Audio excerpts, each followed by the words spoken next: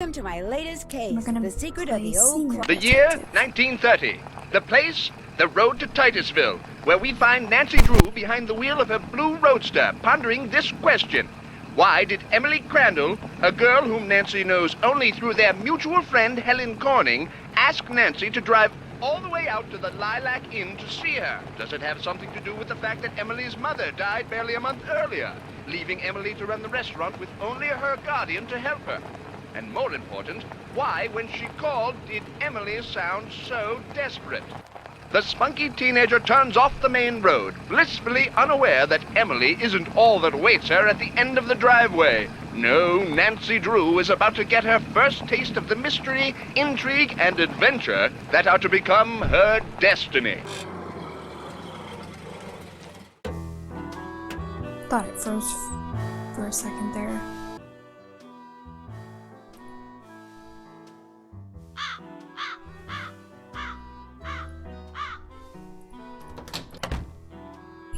Well, hello! I'll bet my bloomers you're Nancy Drew.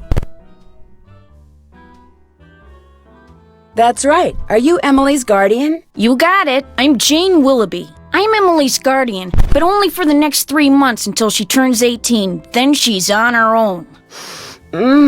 It smells like someone's been baking pies. Pies are the Lilac Inn specialty. We get orders from all over. Oh, that reminds me, your father called. You're supposed to call him. You can use the coin phone on the porch. Emily didn't say anything about you coming until just this morning. Is it okay that I'm here? Don't get me wrong, she can invite anybody here she wants. It's just that she's gotten so darn forgetful lately. Is she all right? Well, now that's hard to say. She misses her mom, that's for sure. So do I. Gloria and me, we were best friends, you know? The two of us ran this swell little dress shop over in Capital City. But then she got hitched and I didn't. And the next thing I know, she's writing me saying it would sure take a load off her mind if I could take care of her little girl should something ever happen to her. Just checking something. Emily's father? Died in the war. Cantigny, I think. Anyway, I couldn't say no. I mean, what are best friends for? I just wish I knew how to help Emily.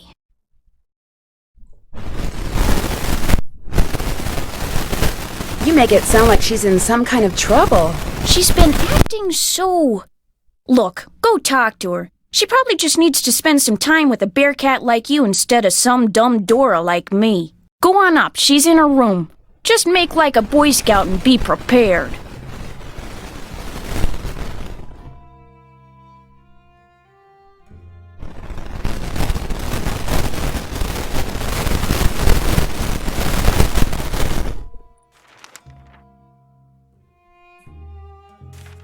Okay, so this is going to be important for later.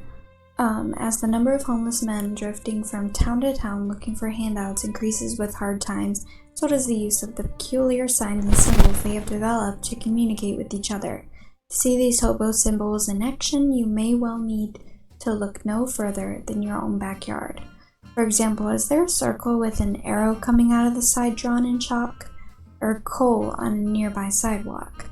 It means that a hobo is telling his fellow vagrants to go this way. If the arrow is drawn through the circle, then he's telling fellow vagrants, do not go this way. Is there a circle with an X in the middle of on your fence? And expect visitors because it indicates that this is a good place for a handout. A plain empty circle might be more for your liking, for it means nothing here. Well, fellows are some of the most common symbols and their meanings, so the next time you see one on a fence, wall, or railroad trestle, you'll be in the know. So we're going to write these down.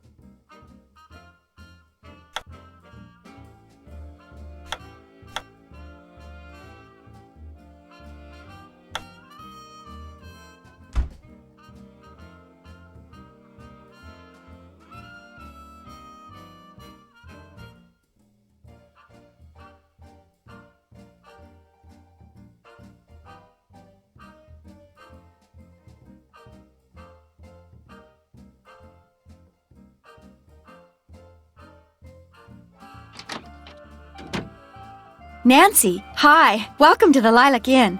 Oh, and before I forget, thank you for that nice note you sent me when Mom died. It meant a lot to me. Well, I lost my mom too, years ago. I kind of know how you feel. You and I may not be best friends or anything, but you're still one of the nicest people I know.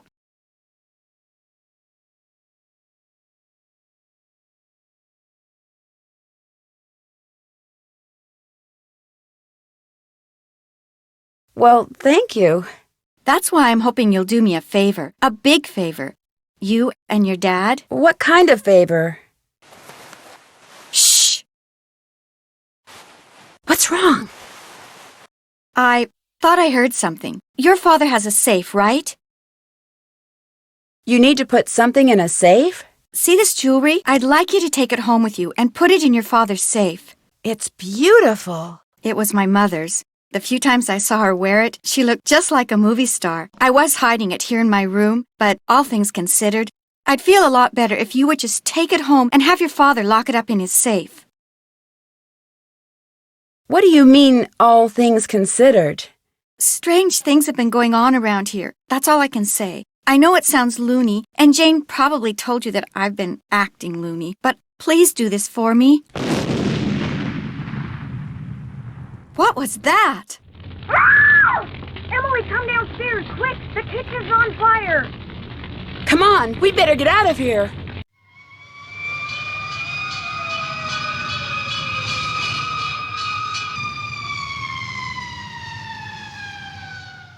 This is horrible, just horrible. The fire chief says the stove was completely destroyed and there's smoke damage everywhere. The inn will have to shut down for months, maybe even for good.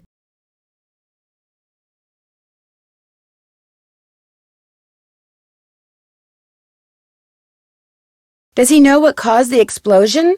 It looked to him like one of the burners on the stove had been left on. The flame either went out or was never lit, but anyway, something made a spark and boom. He said insurance companies are very reluctant to pay out when things look hinky, and that's when times are good.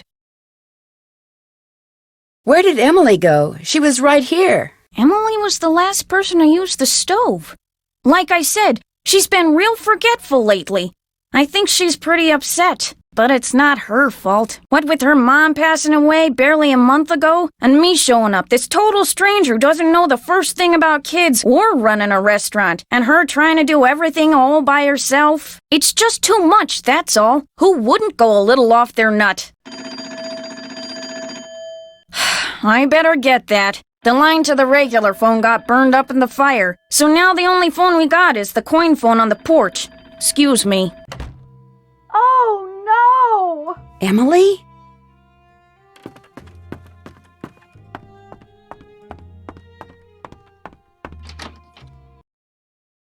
My mother's jewelry! It's gone! Someone must have stolen it while we were all downstairs. I knew something like this was going to happen. I just knew it.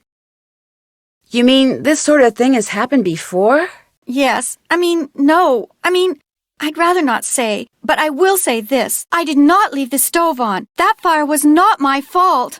Oh, what am I going to do? Without that jewelry, I don't have a prayer of paying for a new stove, and without a stove, I'll have to sell the inn, and if I lose the inn... I wish Mom were still here. I wish Josiah Crowley had left us the money like he always said he was going to. That's what I wish. Who's Josiah Crowley? He was this old man that lived next door. He died last year. He spent most of his time here at the inn, and he led my mom and me to believe that he'd left a lot of money for us in his will. He gave us a clock, and afterwards, he'd always point to it and get this little twinkle in his eye and say, "Time will tell." But when they finally found his will, he didn't leave us a penny. Was there a problem finding his will?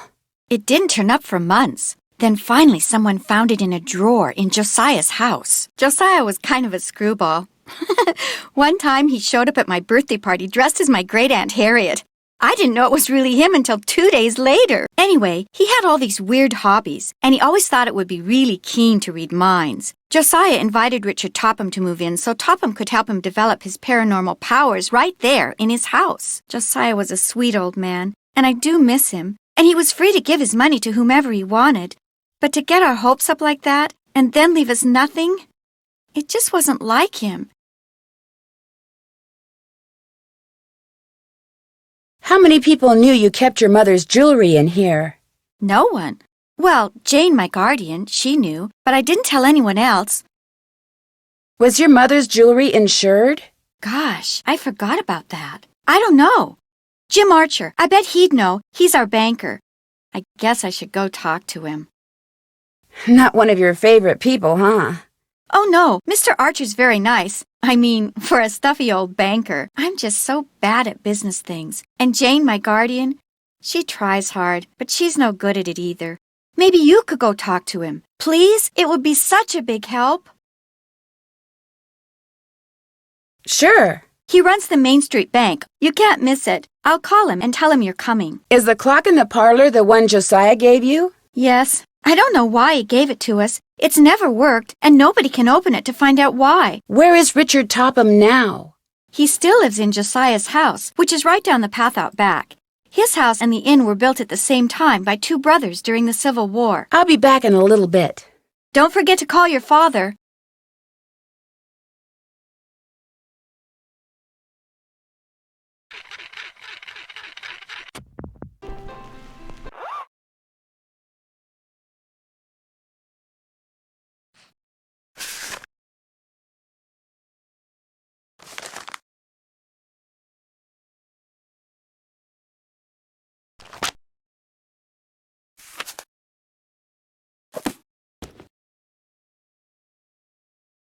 Is this your sewing machine? Actually, that belonged to my mom. She and Jane used to be dressmakers. Mom was going to teach me how to use it, but she never got the chance.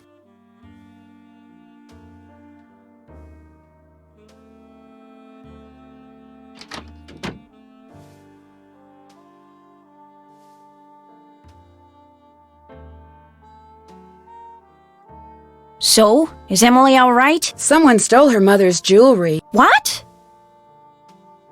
Did you happen to see anyone go upstairs during all the commotion that the fire caused? No. You mean someone stole it while everybody was rushing around trying to put out the fire?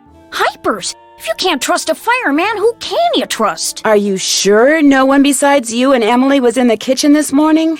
Positive. Well, I suppose someone could have snuck in the back door. Are you saying someone caused that fire on purpose? To distract us? It's possible, don't you think? But I'm the only one who knew she had that jewelry. Well, it's not quite true. When Gloria was alive, she could have told people about it, or people may have seen her wearing it. And when she died, they knew the jewelry had to be around here somewhere, right? Does anyone in particular come to mind? Sorry. It's been hard enough getting to know Emily, let alone anyone else in this backwater burg. Well, guess better go call the sheriff. Where did that barred bounce game that's in the parlor come from? Do you know? Emily says Josiah Crowley brought it in one day and just left it. Said it was so guests, as in him, would have something to do while they waited for a table. Is that your car I saw when I drove up the driveway? My old rust bucket's parked out back where nobody'll see it. Be nice to buy something decent, but last time I checked, my last name was Willoughby, not Rockefeller. Well, I'll talk to you later.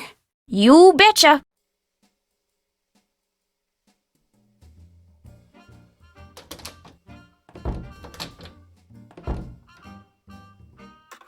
Drop a nickel into the slot, please. Drop a nickel into the slot, please. Hello, there we go. Now, how may I be of service? I'd like to talk to Carson Drew. His number is KL57187. Hang on a minute. Carson Drew speaking. Hi, Dad. Well, I see you got to Titusville okay. The car ran like a top. It ought to. That's a fine car. You treat it well, it'll treat you well. I was told that you wanted me to call. I need to get some documents from a colleague over there. I thought since you were in the area, you could pick them up, save him paying postage. Sure. What's the address? He said he'd just leave them for you at the telegraph office. Just drive into town and look for Tubby Telegrams. He said you can't miss it. Will do. These papers are extremely important, Nancy. I will pick them up, Dad. Good. Remember, watch your gas gauge and get gas when you're low so you don't run out. And try to avoid potholes. The more you hit, the likely it is you'll wind up with a flat. Yes, Dad. And if you do get a flat, take it off and put on your spare, and then head straight to a gas station and get it fixed. Yes, Dad. All right, lecture over. Have you found out why Miss Crandall asked you to visit?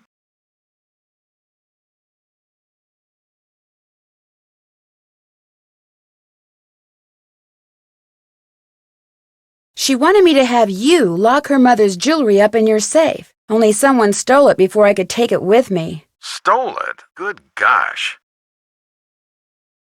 Emily led me to believe a lot of strange things have been happening at the inn lately. Sounds to me like you'd be well advised to cut your visit there short. No, I want to find out what's going on. I have to find out what's going on. You have to? Well, yeah, you know. Emily just lost her mom, and she's worried about losing the inn, and her guardian's all wet when it comes to helping out, and... And the truth is, you are so curious that you feel like you'll absolutely burst if you don't find out why all these weird things have been happening, right?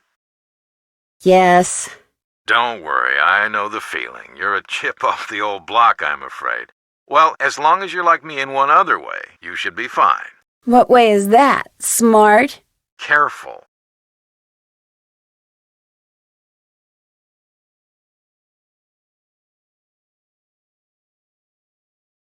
If somebody says they're going to leave you something in their will and then doesn't, is there anything you can do about it? Not a thing. Whatever's in writing is the only thing that counts, unless, of course, the will was tampered with or forged, and you can prove it. If not, you're out of luck. Why do you ask? Emily's neighbor, Josiah Crowley, told her and her mom that they were going to inherit part of his estate. But when he died, his will left everything to this ESP expert named Richard Topham. That's too bad, but this Crowley fellow was free to leave whatever he wanted to whomever he wanted, I'm afraid. People do change their minds, you know. I met Emily's guardian, Jane. What does a guardian do, anyway? A guardian is pretty much a surrogate parent. Jane is legally responsible for Emily's physical and financial well-being. Jane doesn't strike me as being the parental type. In fact, I get the impression she's in way over her head. Fortunately for her, it's not forever. Most guardianships end when the ward turns 18, and then both Jane and Emily will be free to do whatever they please. If Emily sells the inn, will Jane get part of the profits? If she's Emily's guardian at the time of the sale, yes. Are you suggesting that Jane's primary motivation is greed? Good grief, where did you get such a suspicious mind? I think it was from the person who has always told me that the best way to solve a problem is to look at all the possibilities. Dad. I did say that, didn't I? Goodbye, Dad. See you tonight.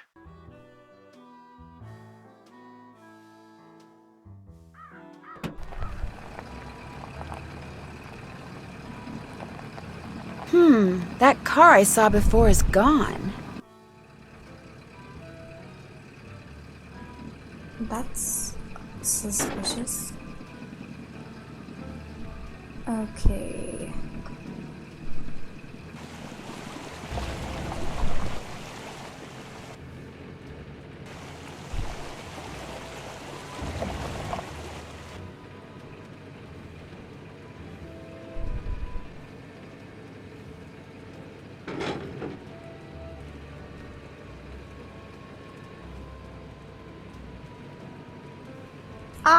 Hold on.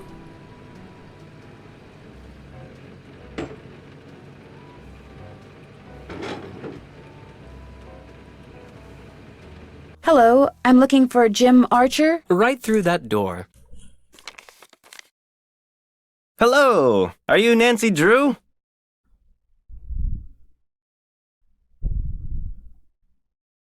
Yes, are you Mr. Archer? Yes, ma'am. Jim Archer. I'm founder, president, manager, and just about everything else you can name when it comes to this fine enterprise.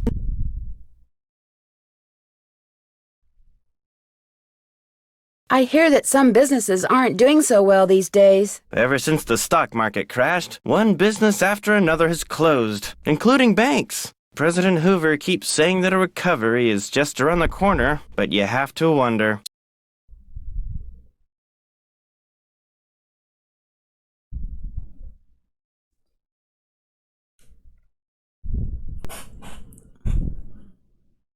Is your bank doing okay? I'm happy to report that we're doing just fine, thank you. Excuse me. Main Street Bank, Jim Archer speaking. No, I don't. I'm sorry, but... Yes, I know, but... All right, then just bring it by.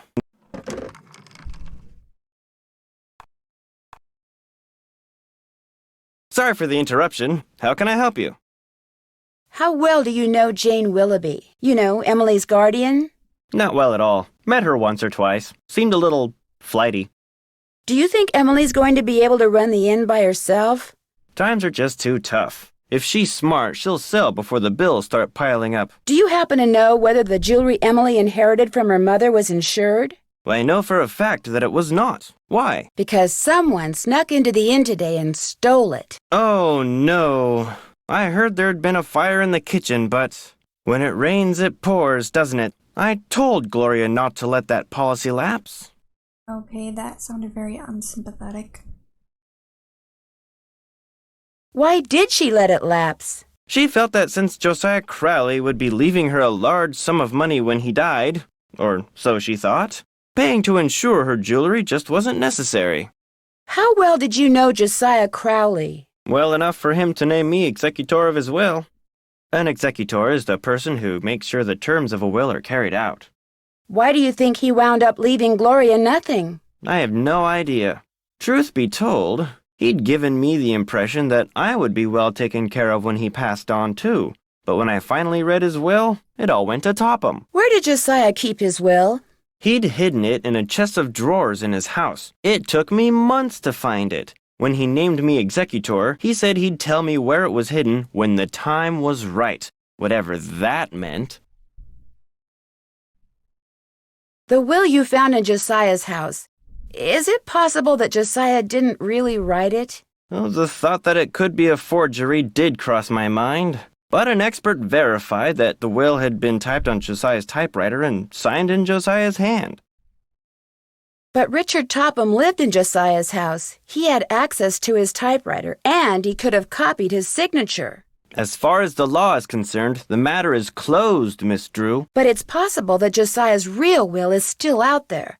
Are you sure he never gave you any clue as to where he'd hidden his will? Whenever I asked him, he said he'd tell me when the time is right. Although, he got a safe deposit box here about 3 years ago. Sorry guys, gotta turn. Maybe that's where his real will is. Topham has tried to claim its contents, but he can't find the key. If Topham can't find the key, maybe it's because it wasn't in Josiah's house. Now, Miss Drew, I wouldn't go jumping to any conclusions. How did Josiah die? He was sitting in the public library reading when apparently his heart just decided it was time to stop. What was he reading? His favorite book, The Make-Up Secrets of Lon Chaney. I guess I'll be going. Give my best to Emily. Don't you ever use this typewriter? That used to be Josiah Crowley's. It was the only thing he left me in his will. Naturally, it doesn't work. The keys always jam.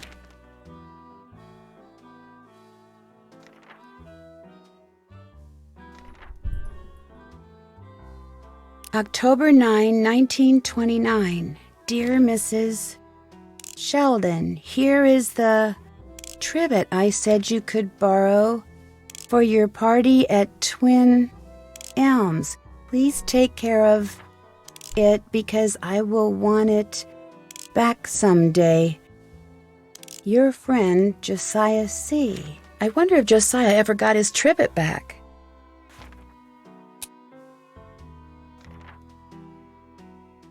Who's Clara? Clara Pickford is this lonely old woman who comes in here every once in a while. Took a shine to me for some reason. Insisted on giving me that picture. Did Josiah Crowley give you this clock? Yes. Unfortunately, it stopped keeping time almost immediately. Looks like the key is missing. Yes, I lost it some time ago.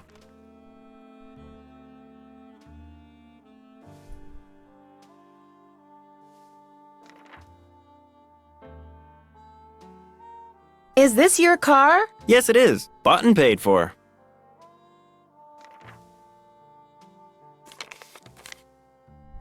Hello again. Was that your car I saw parked near the Lilac Inn this morning? I haven't been there in months. You saw someone else's car. It's a very popular make and color, you know. I just wondered what it was doing there. Probably just someone sneaking onto that miniature golf course that Josiah built back there. Or bootleggers. I hear they frequent that area too. I guess I'll be going. Nice talking to you.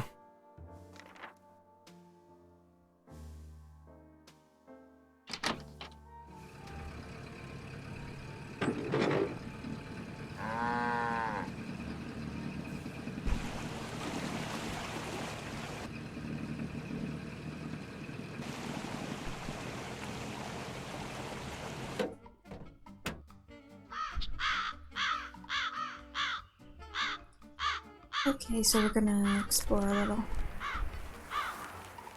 Got it. Looks like someone recently had a key appraised.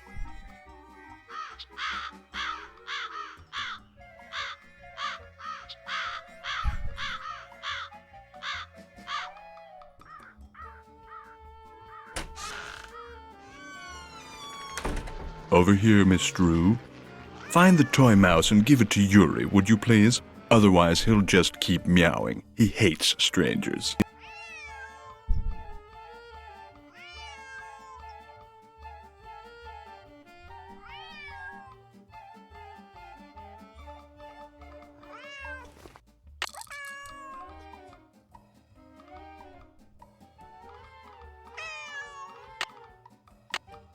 Easy.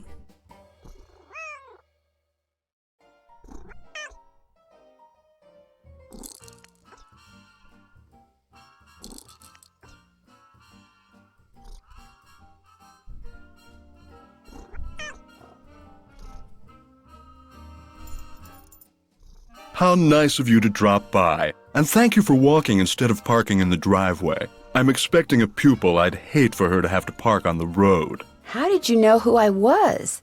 If one is to teach others how to develop and use their paranormal gifts, it's only logical that one must possess such gifts oneself.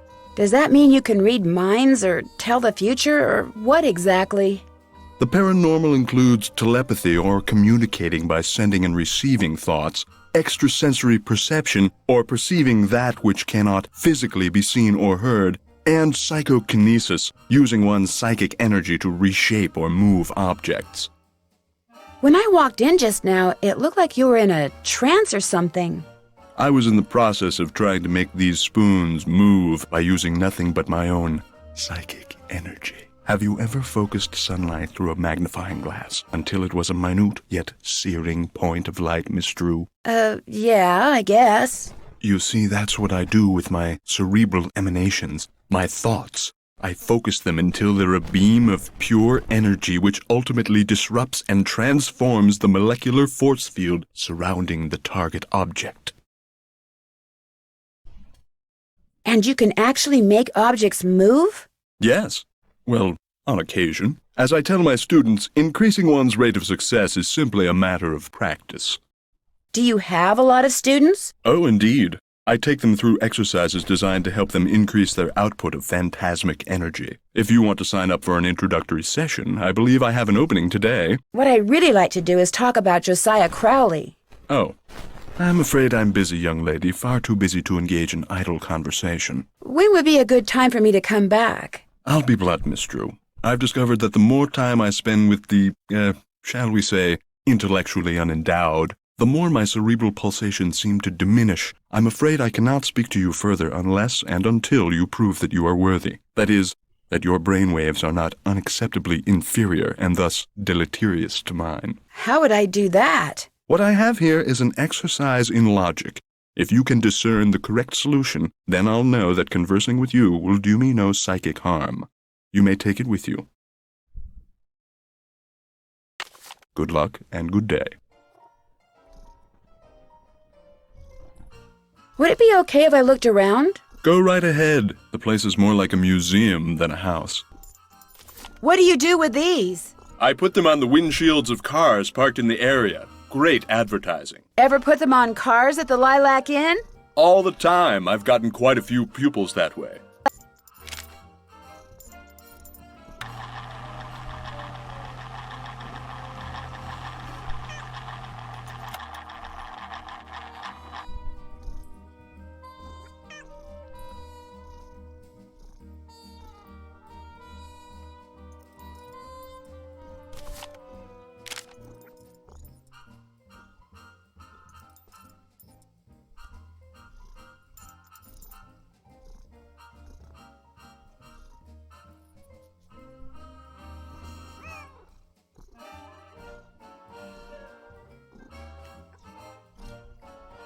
Was this Josiah's clock?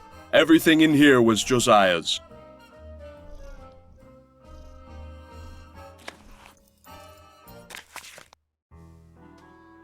A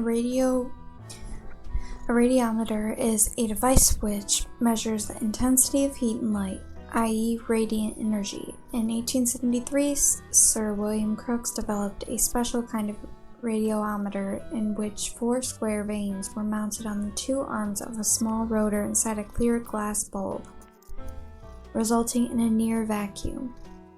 And the rotor was balanced on a vertical support which allowed it to turn with a minimal amount of friction.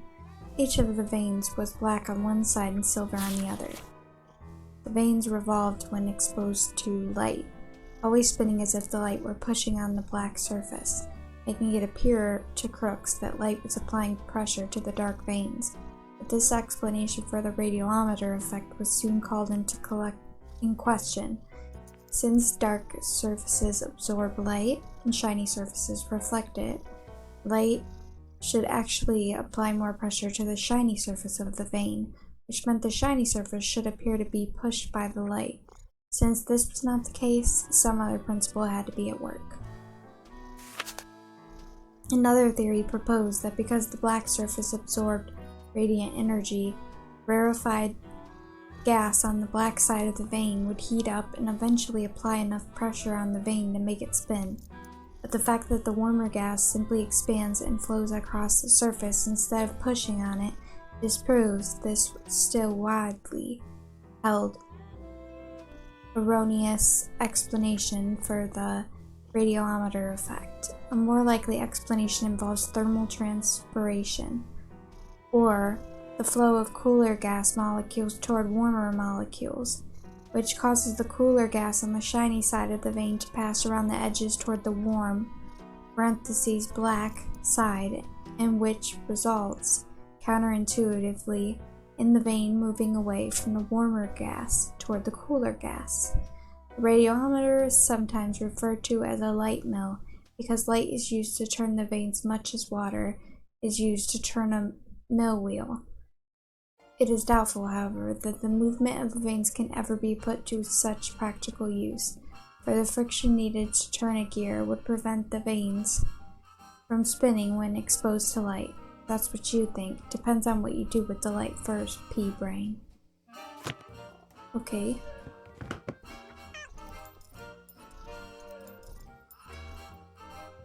The man on stage in this picture, is that Josiah? Yes, that's from a production of A Midsummer Night's Dream that he directed and starred in. It closed after 2 nights, but he didn't care. He loved that play. He looks like a nice man. It says, me as Puck.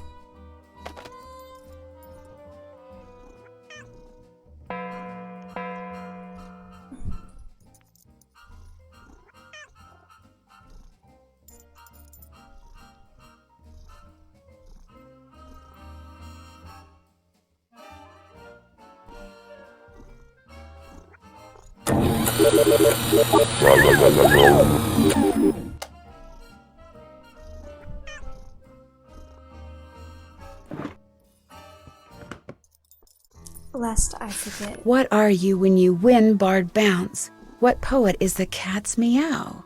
What will Para, my miniature golf course, get you? What's Gloria's middle name? Okay.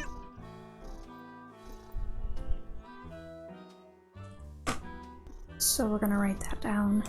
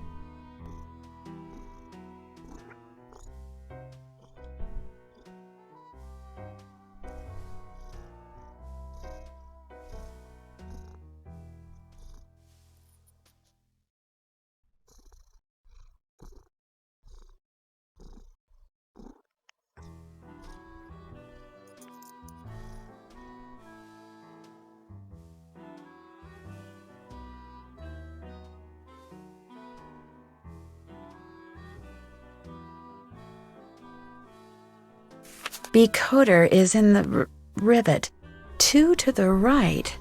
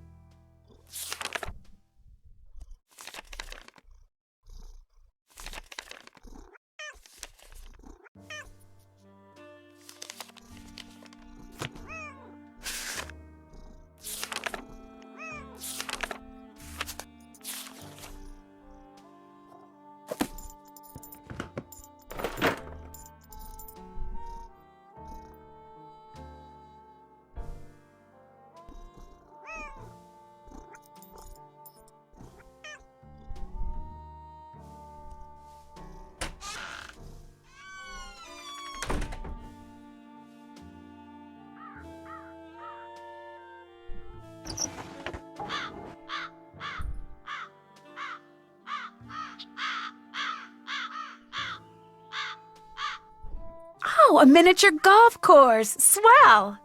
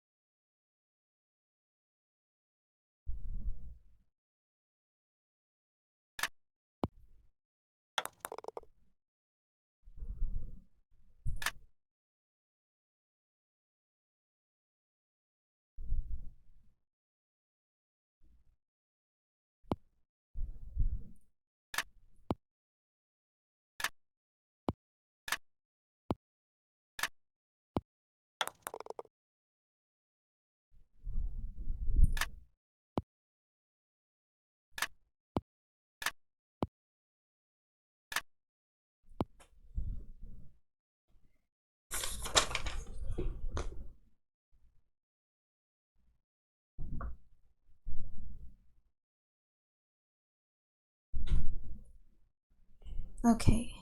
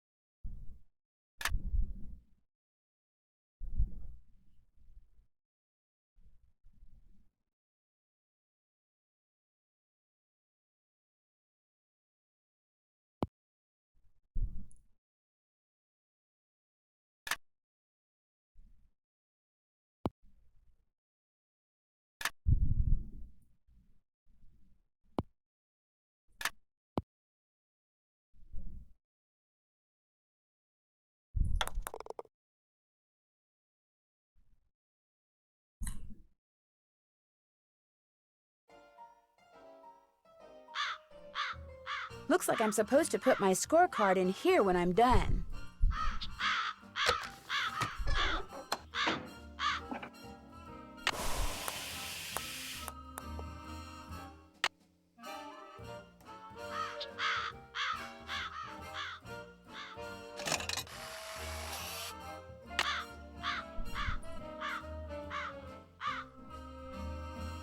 Looks like I'm supposed to put my scorecard in here when I'm done.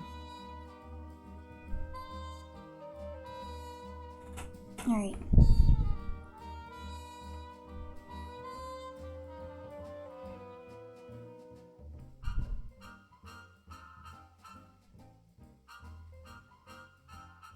I don't know why it's acting so touchy. Whatever.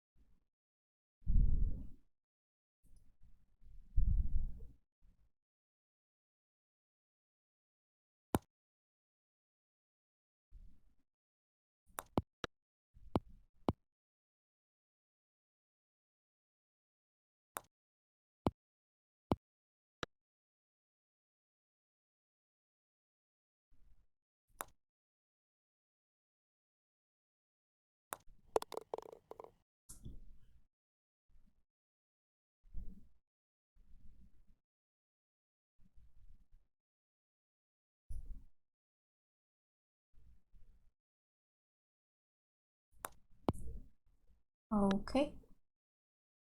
Did not work out.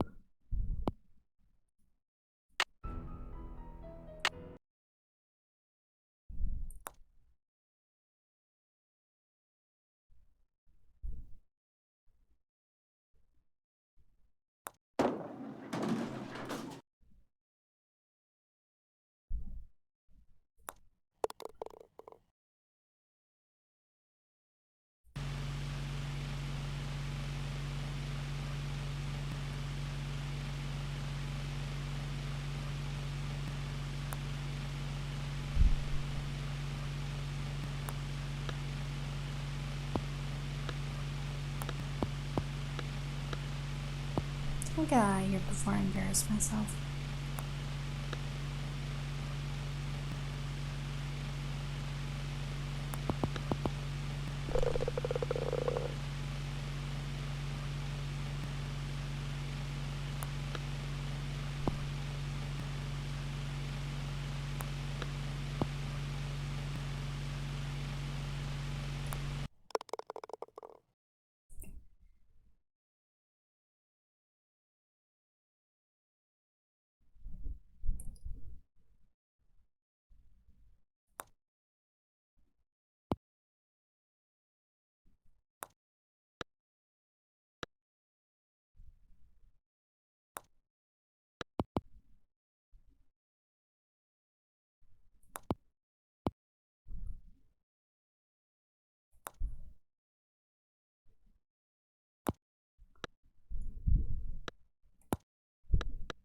I don't care.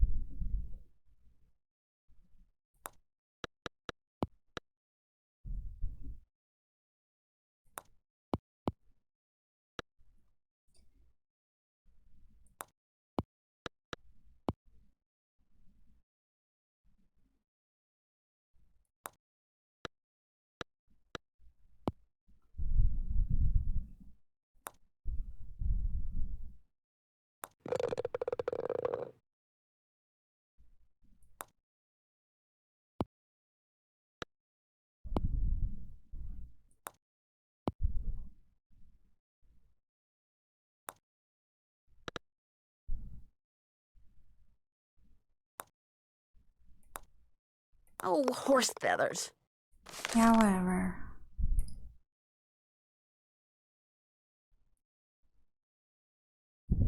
Looks like I'm supposed to put my scorecard in here when I'm done. Yeah, we know it sucked.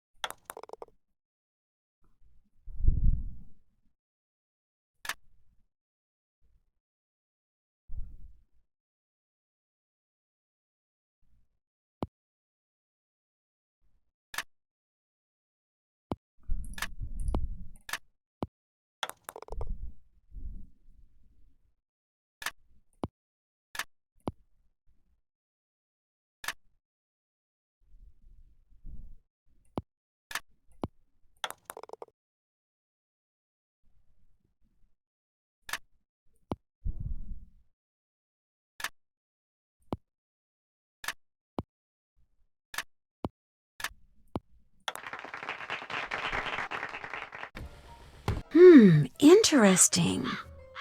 Moon in the Sky was once heard to say, "It's high time I saw this thing known as day." So the moon checked its clock and rose with the sun, and before long it realized just what it had done. It's far too bright here, I've made a mistake. What heat, what havoc the sun can create.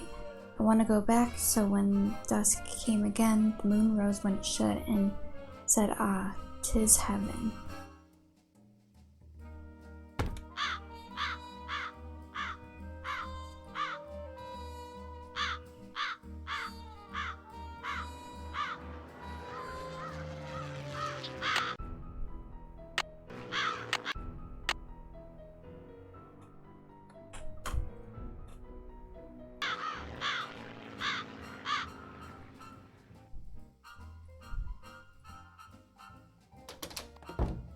Oh, Nancy, I'm afraid there's been more trouble.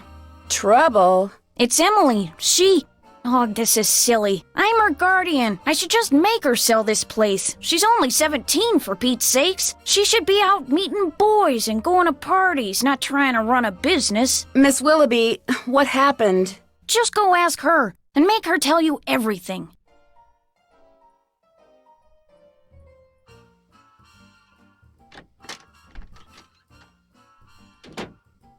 Jane told you, didn't she?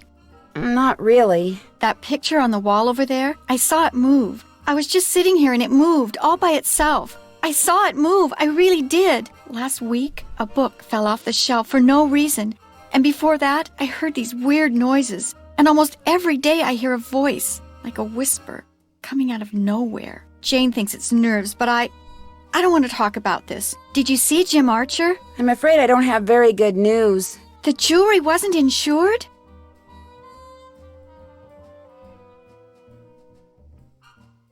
No, but I do have some good news. Sort of. Shh! Did you hear that? Hear what? Shh!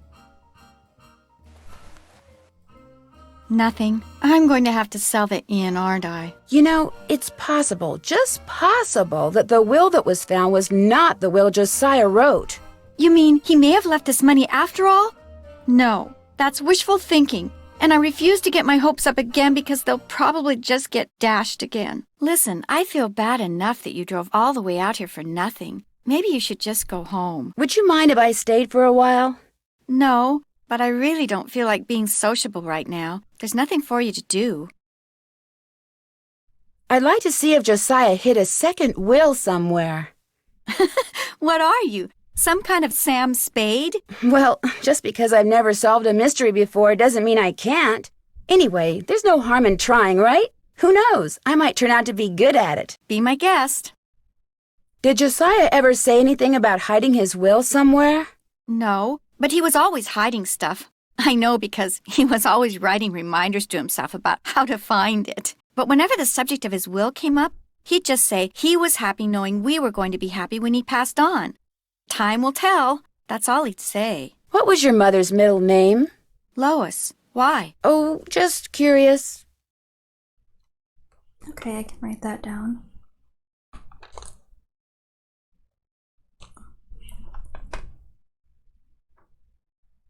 Do you play much miniature golf on the course that's out back? Not anymore. When I was little, I used to play with Josiah. Sometimes he'd help me get par just so I could get something from the prize machine. Do you remember what you got? A little toy dog or something?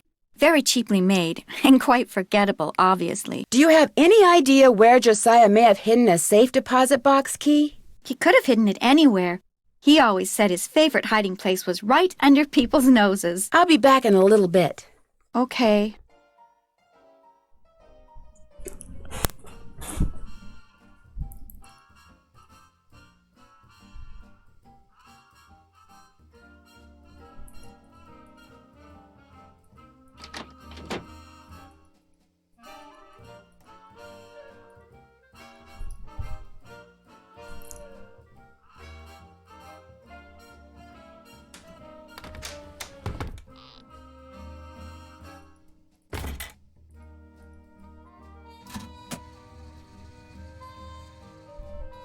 From the looks of those lanterns, I'm not the only one who's been down here recently.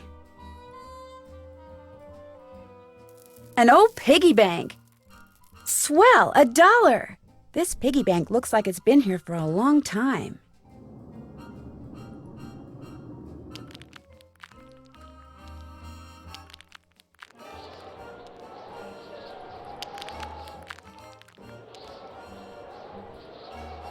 Guess I better not leave the lights on. Jeepers, that sounds like Richard Topham.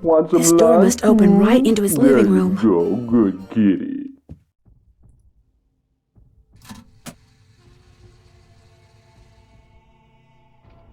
Guess I better not leave the lights on. I can't go in there now. Mr. Topham will see me.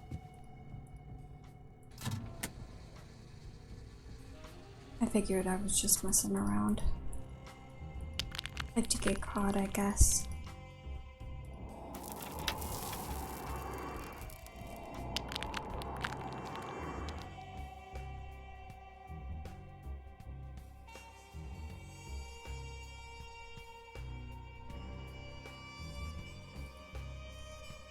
Come back to this later. Guess I better not leave the lights on.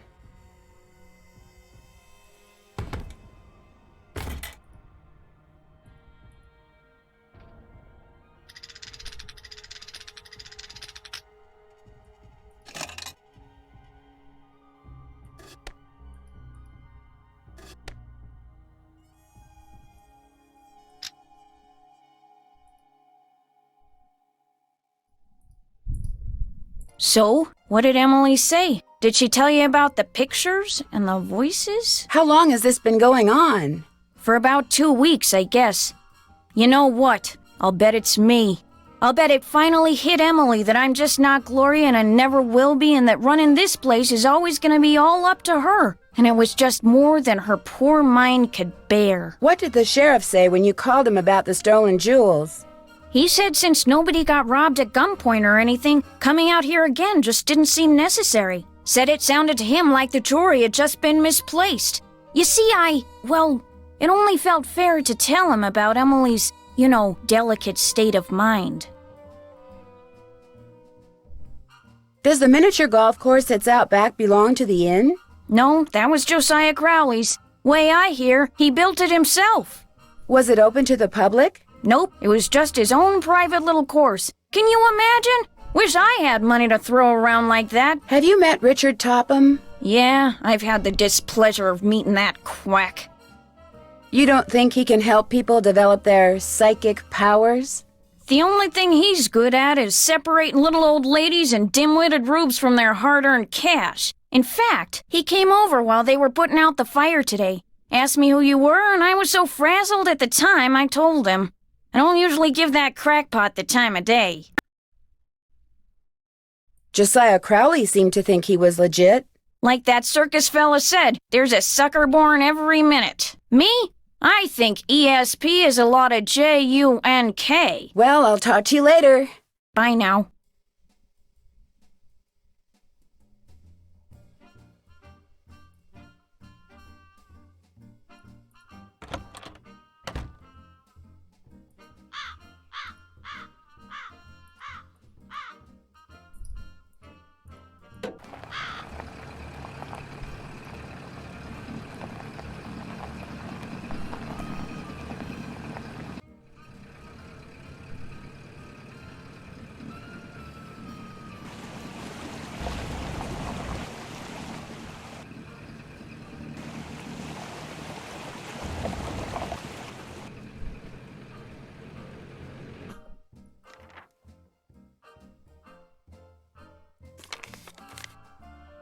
You know, the minute you walked out of here, something occurred to me. You're Carson Drew's daughter, aren't you?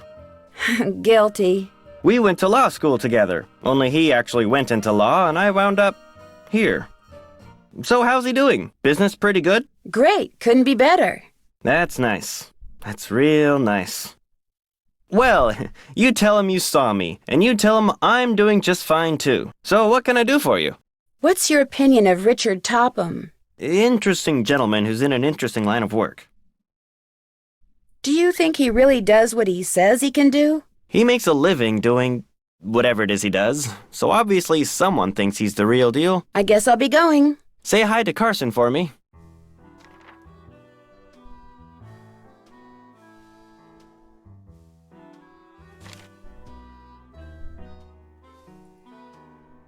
That receipt I found outside the inn. I wonder if the key it refers to is the one to this clock.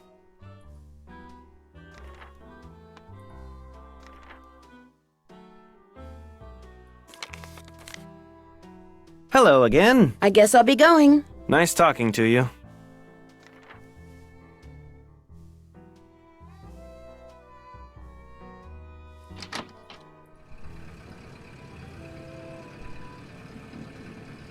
Hello, are you Mr. Waddell? So what if I am? I found this receipt, and I just wondered what you could tell me about it. Let me see that. One key, determine resale value, item 493. Oh yeah, this was for that key Jim Archer wanted me to appraise. Jim Archer wanted you to appraise a key? It was very ornate, had jewels all over it. Fake jewels, as it turned out. When I told him it was worthless, the cheapskate refused to pay me and told me to keep it. Do you think I could have it? Sure, once you pay the appraisal fee. Which is... $1.50. Here you go. Good, here's the key. Enjoy.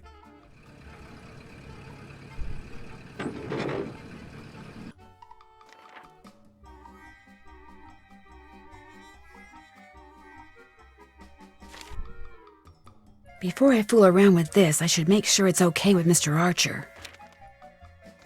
I guess. Hello again. The key that you had Mr. Waddell appraise, could that be the key to the clock that Josiah Crowley gave you? It might have been, I suppose. You know about that? Yes, in fact, I paid the appraisal fee. I have the key right here. How industrious of you. You see, when he told me the key was worthless, I lost all interest in it. So, it would be all right if I kept the key for myself? I have no use for it. In fact, if you want that old clock, you can have it too. I guess I'll be going. Nice talking to you.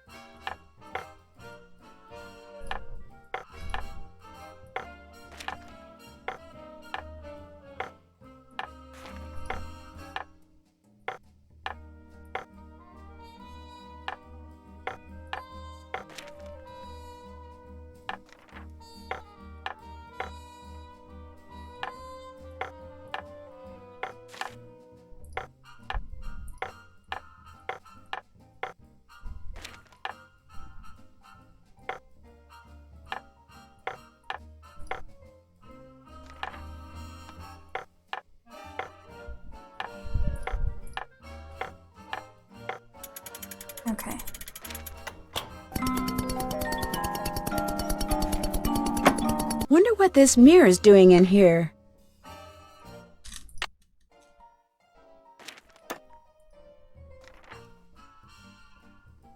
And is that it?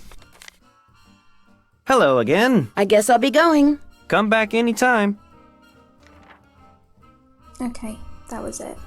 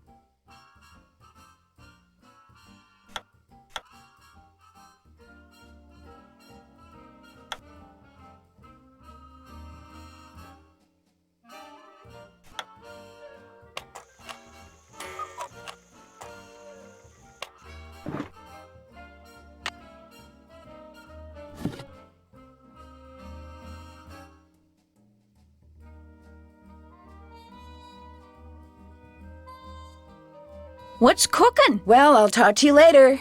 Don't take any wooden nickels.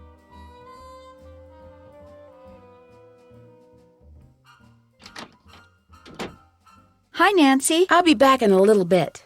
Thanks again, Nancy.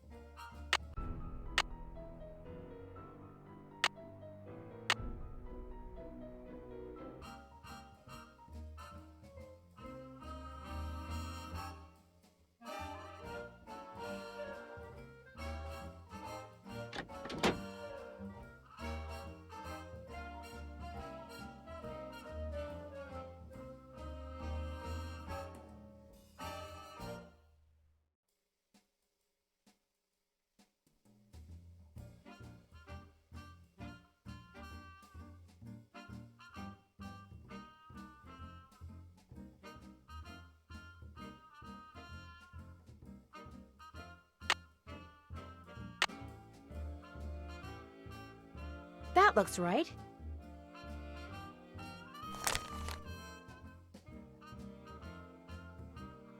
Am I smart or what?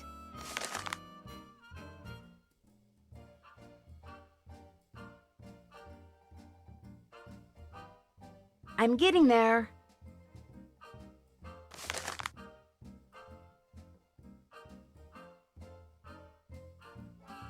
That looks right.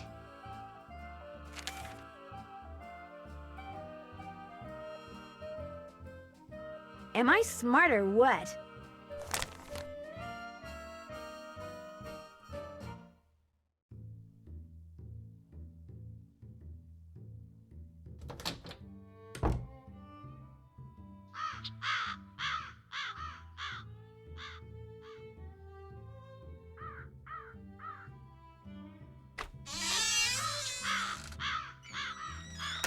Hello, Miss Drew. Hello, Mr. Topham. Am I to assume that you have the correct solution to that logic problem? Right here. Let's have a look. Why, you appear to have indeed found the solution. Well, since you've proved yourself to be intellectually above average, which means talking to you should do me no harm, what would you like to talk about?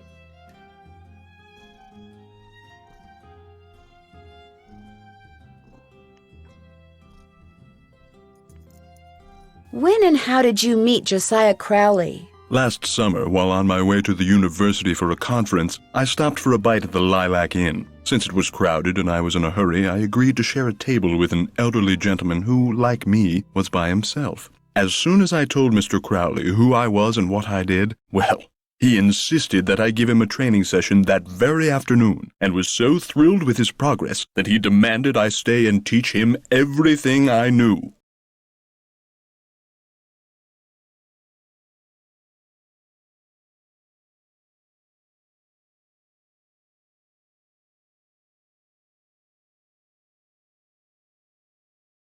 So it was his idea that you set up your school in his house?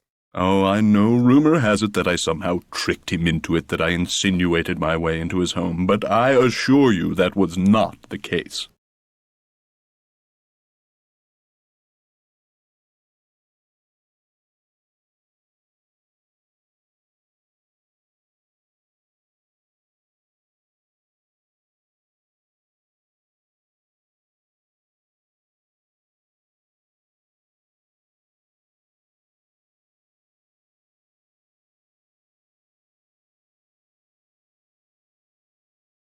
Were you surprised when you found out that Josiah had left you everything? Delighted? Yes. Surprised? Not really. Josiah was all alone, you see, surrounded by people like the Crandalls and that banker, Jim Archer, people who were nice to him only because they knew he had money.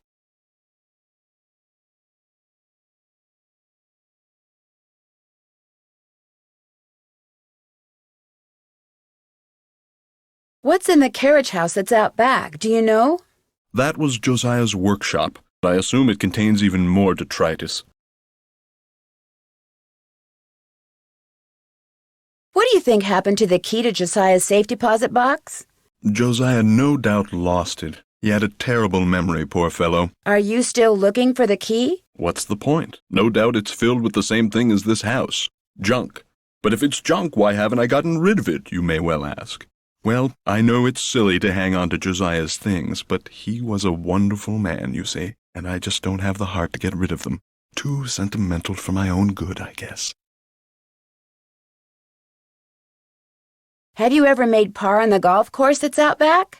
Young lady, I've never set foot on that golf course, let alone made whatever par is. Do you mind if I look around some more? Be my guest.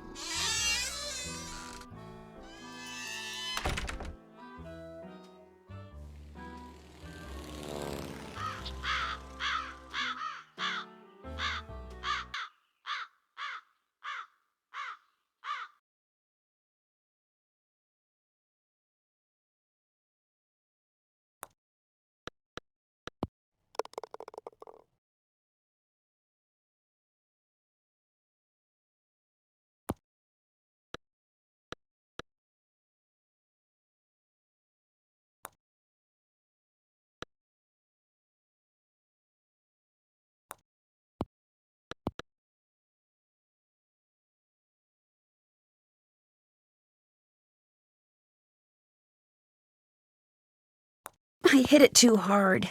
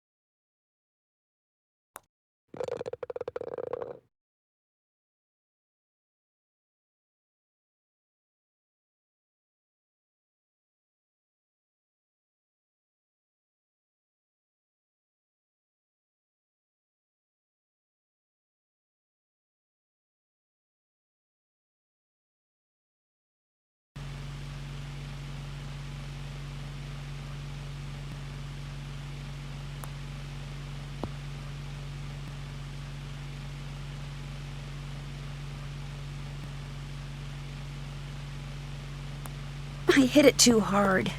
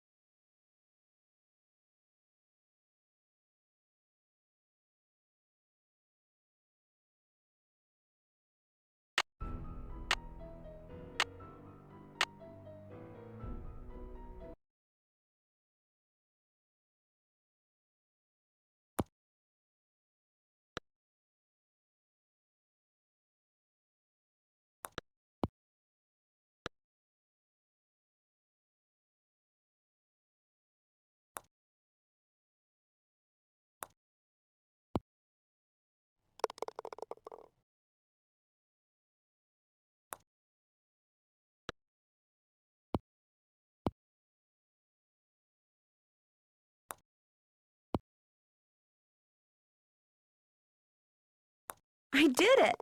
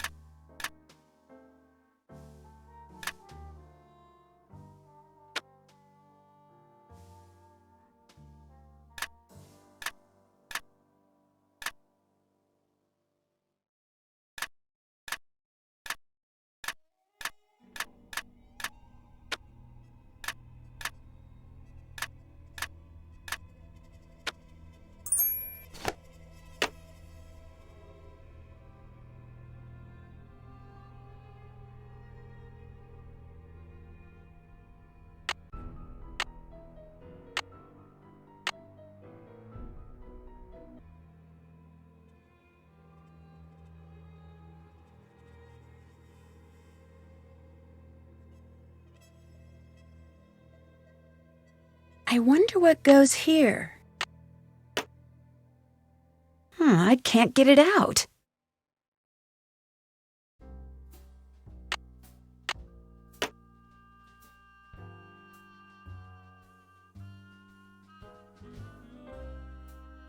I wonder what goes here.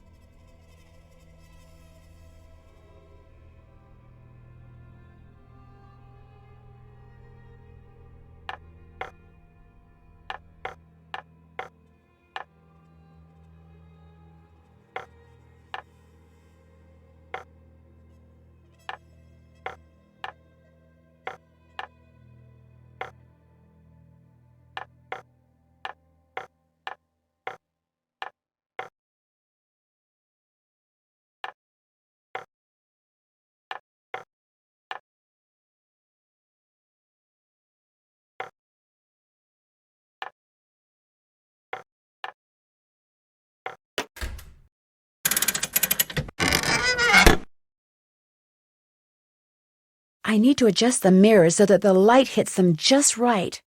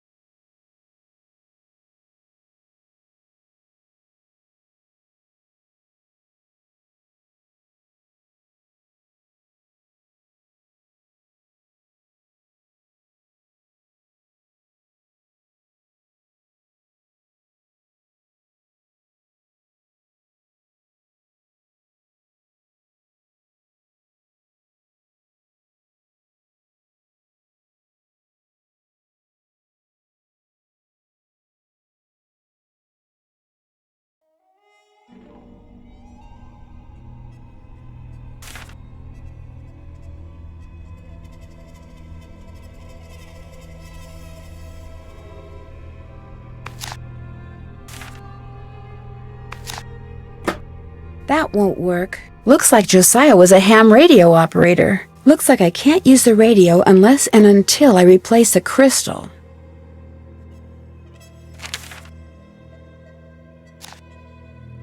I've seen these symbols before. They were in that newspaper story about hobos.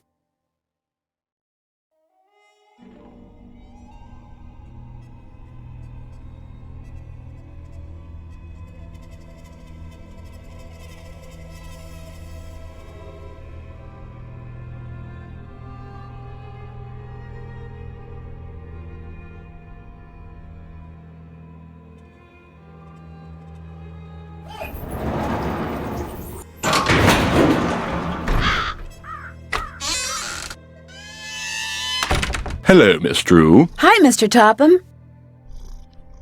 Now what? Do you by any chance know who Marcel is?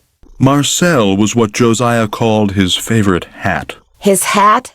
The man named his hat? He loved that hat, so to him, naming it made perfect sense. Do you still have Marcel? No, as a matter of fact, I gave that hat to Gloria Crandall. She said she was fond of the old fellow and wanted something to remember him by, although I suspect the real reason she wanted that hat was to see if he'd stashed any money in it. Josiah ordered something from the Krollmeister Crystal Company just before he passed away. Do you know if it ever arrived? You must be talking about that chunk of quartz that came last winter. I still have it right here. Why? Well, as a matter of fact, I'm a rock collector.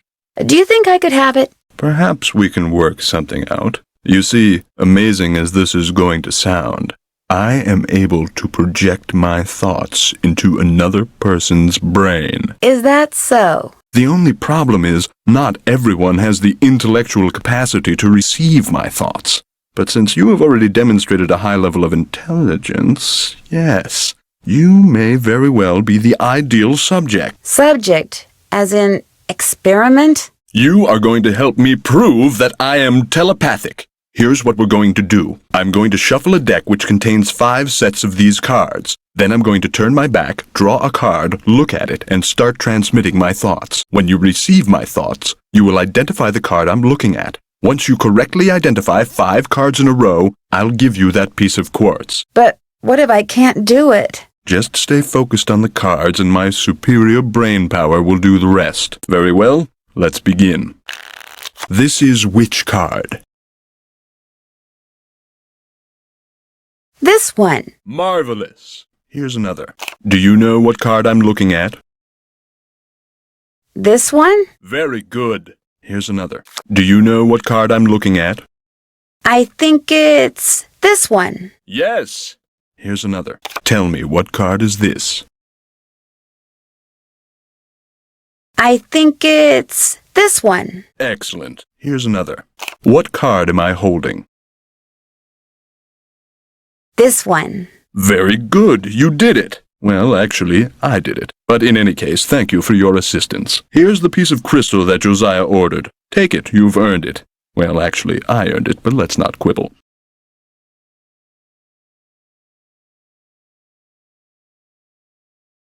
But Mr. Topham, you didn't really. I'm afraid that subconsciously you may have...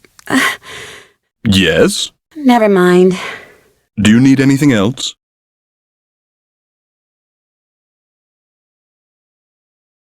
It was nice talking to you. I knew you were going to say that. A little psychic humor.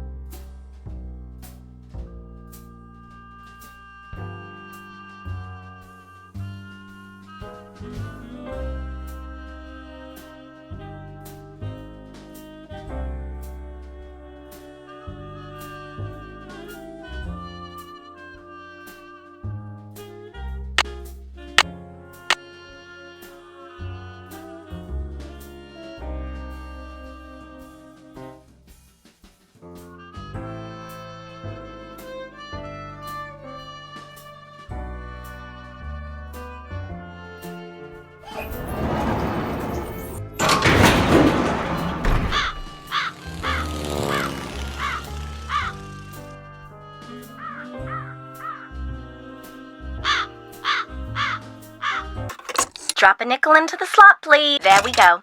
Now, how may I be of service? Hi, could you please connect me with Bess Marvin at KL54468? Just a second. Hello? Hi, Bess, it's Nancy. George, get over here. It's Nancy Drew. So how's the Lilac Inn? Beautiful. Are the lilacs blooming? Like crazy. They smell so good. It's like the air is made of perfume. Hi, Nancy. Is that you, George? Ouch, that's my foot. Well, move over. I can't hear. You move over. Then I can't hear. Look, just hold the phone like this, okay? There. Can you hear us? I can hear you fine. It would be so nice to have two phones in this house. We don't even have a telephone at our house. It's a quick griping. So, Nancy, what's the scoop? Well, I talked to Emily Crandall. Bess was telling me that you don't really know her that well. Bess and I just know her through Helen Corning. The last time I saw her was at Helen's 15th birthday party. I saw her last year at Helen's recital. Hello? Is someone on the line? Hello? We're on the line, Mrs. Farthingham. Well, get off. I need to make a call. But we just got on. Then it should be no problem for you to get off. Just give us one more minute, Mrs. Farthingham, please. Oh, all right. You have 1 more minute. Go on, Nancy. What were you saying? Just that I... Shh. Wait a minute. Mrs. Farthingham, would you mind hanging up? All clear. Oh, how I wish we didn't have to share a phone line with her. Just be grateful you have a phone, Bess. Some jewels were stolen out of Emily's room this morning at the same time that a fire destroyed the stove in the kitchen. Destroyed the stove? You mean they can't bake any more cherry pies? Not for a while. Emily's worried that she may have to sell the inn. Is that bad? I mean, she's only 17.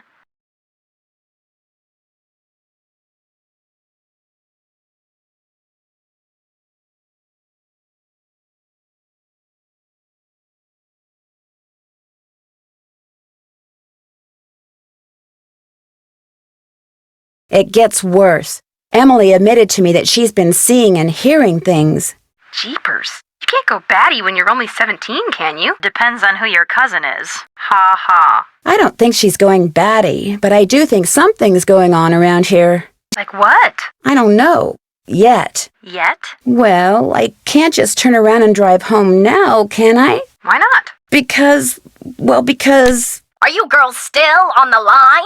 We're not done talking yet. Well, I've been patient long enough. You girls get off right now. But Right now, or the next call I make will be to your father. We gotta go, Nancy. That's all right. I'll call you later. And I'll thank you not to listen in.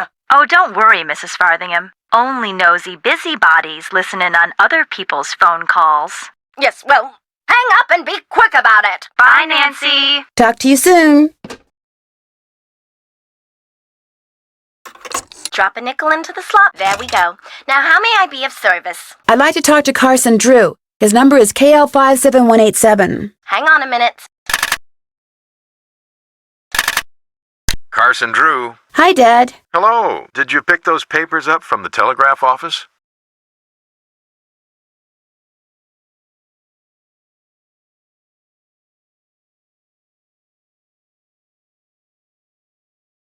Oh, nuts, I forgot. Those documents are very important, Nancy. And I'll feel much better when they're in your possession instead of sitting on someone's desk at Tubby Telegrams. So please... I know. I'll pick them up right away. See that you do. Goodbye, Nancy.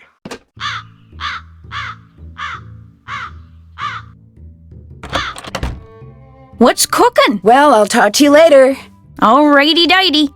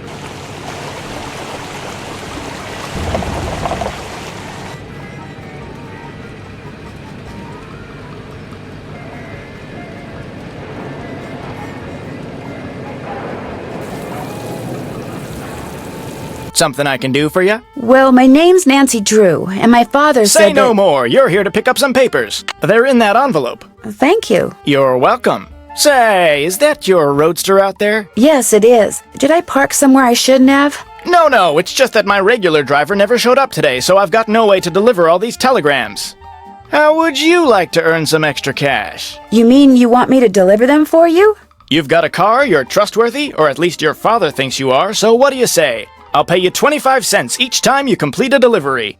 And you might even get some tips. Okay, sure. Great, you're hired. Here, deliver this to Seymour out at Blenheim Nursery. Come back when you're done and I'll pay you and give you another telegram to deliver. Great. See you in a little while.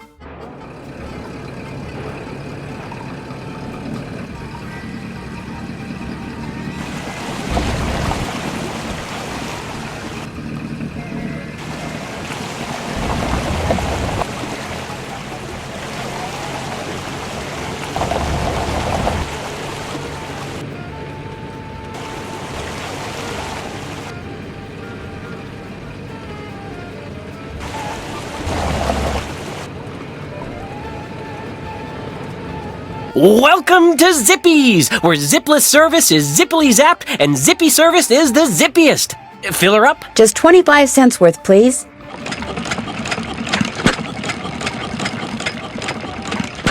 That'll be 25 cents. Here you go. Thank you, miss. Anything else? No, thank you. Drive zippily.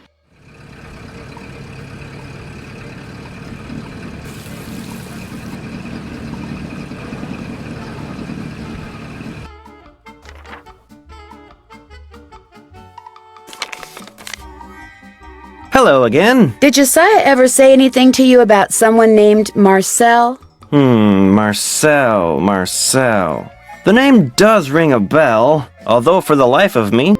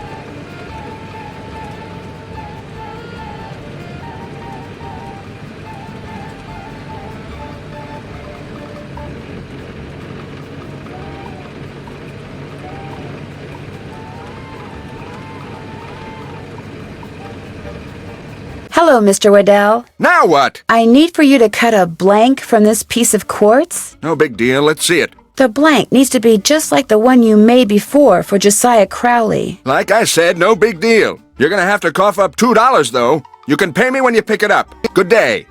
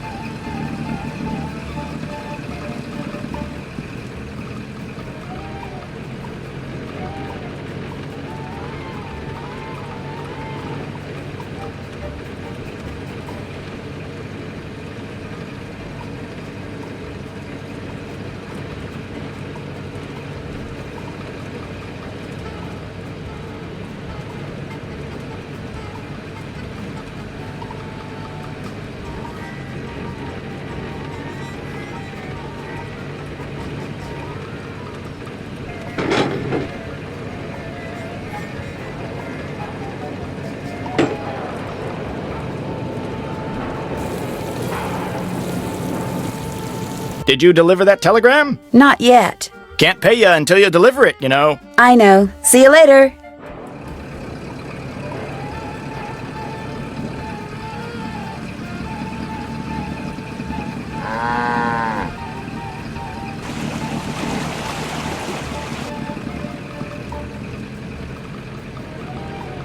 Hello, I've got a telegram for Seymour. Just leave it on the desk there.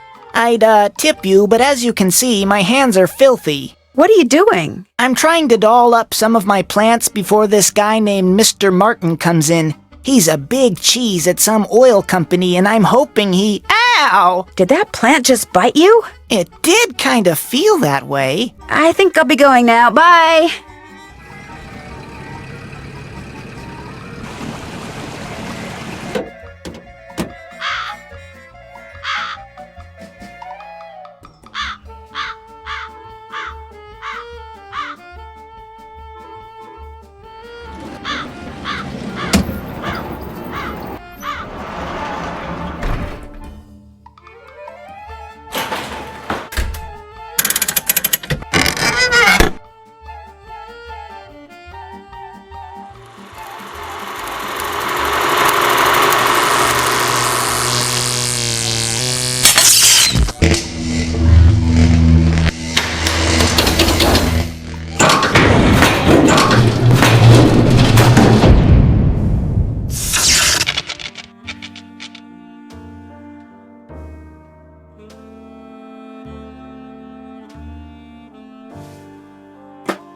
A part is missing.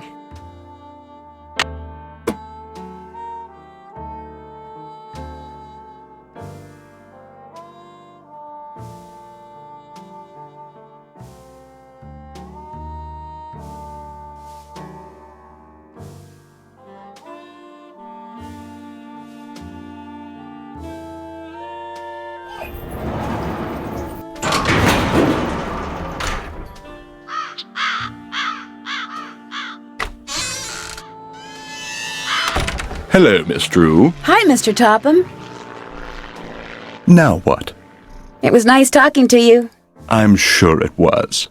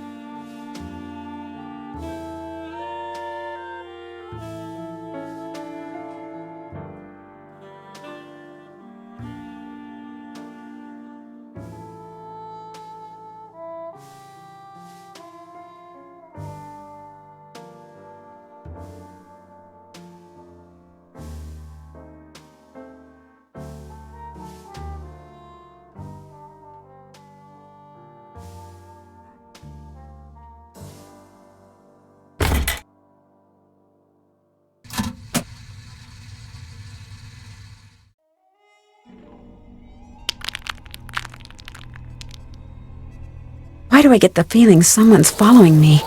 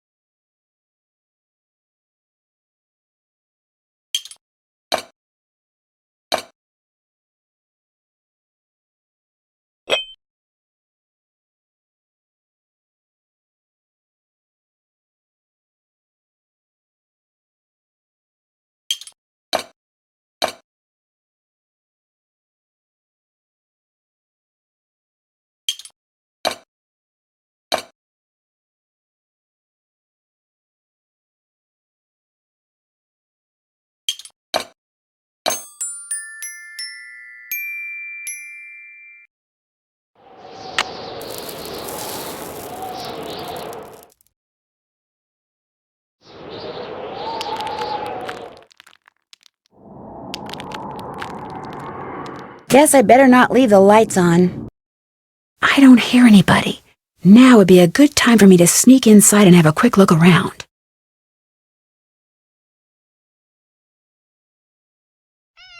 Clear your mind of all thoughts. Think about nothing save...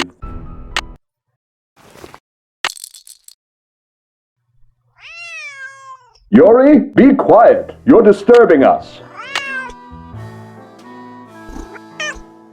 Clear your mind of all thoughts. Think about nothing save that spoon.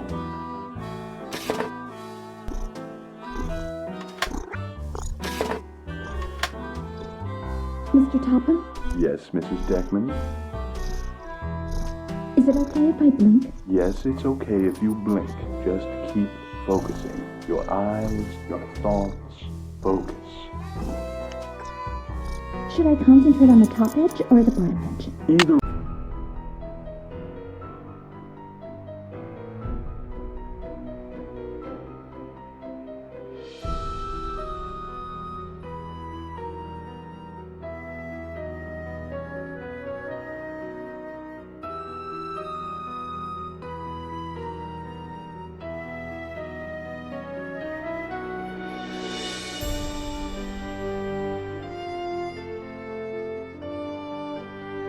One, Mrs. Deckman. Just concentrate.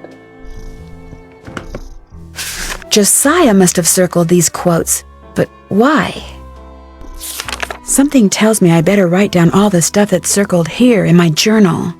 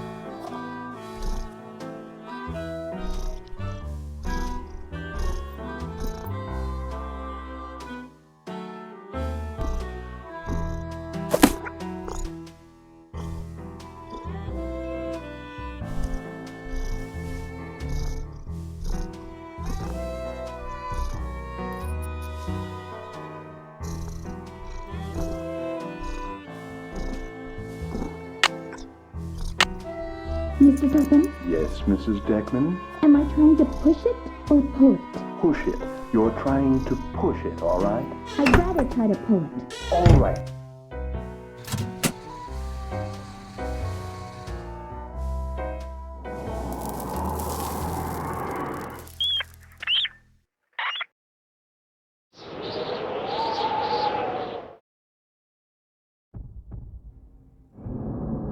Guess I better not leave the lights on.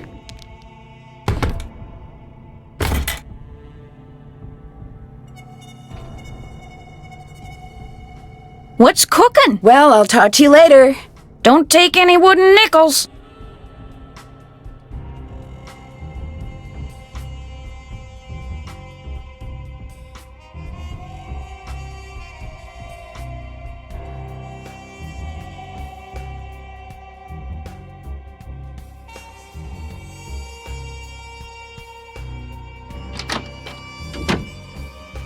Hi, Nancy. Would you happen to know where your mother put Josiah's favorite hat?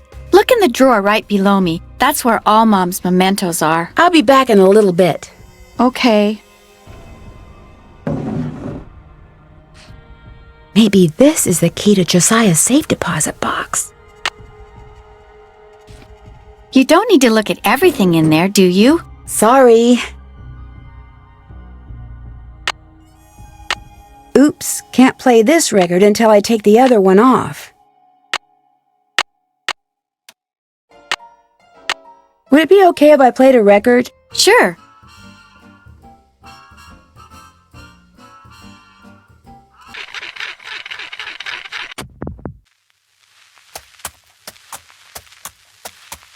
I'll never forget the night it all began. That dark, stormy, fateful night when I decided the time had come to rid the world of the creature. But it would take money to do that, and to get money, I needed to confront my arch enemy, Nick, who had recently become able to transform himself fittingly into a giant warthog. When his forest hideaway came into view, I dismounted and approached the door on foot so I could take him by surprise.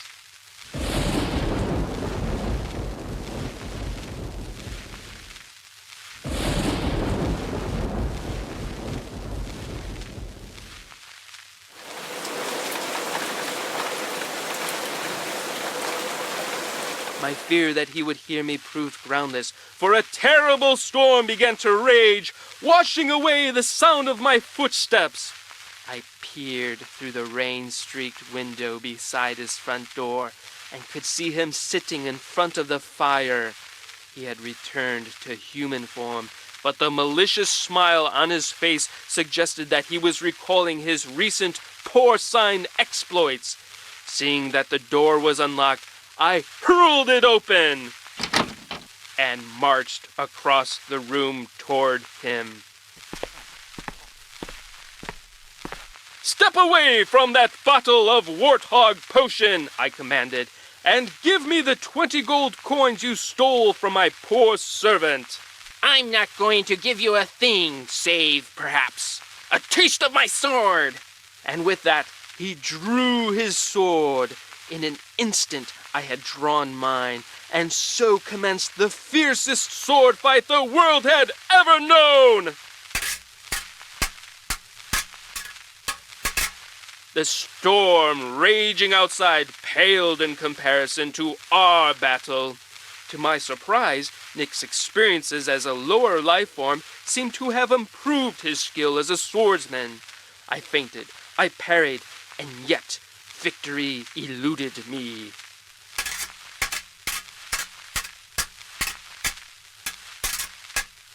And soon I began to feel my strength ebbing from me. I was tiring rapidly. Summoning every ounce of what little energy remained in my body, I lunged at him one last desperate time. Ouch! Why, you've wounded me. I had managed to wound him on his right arm, just above the elbow. Curse you!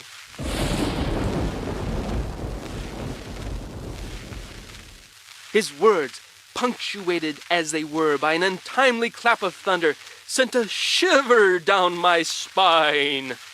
"Save your breath," I intoned, "and give me..."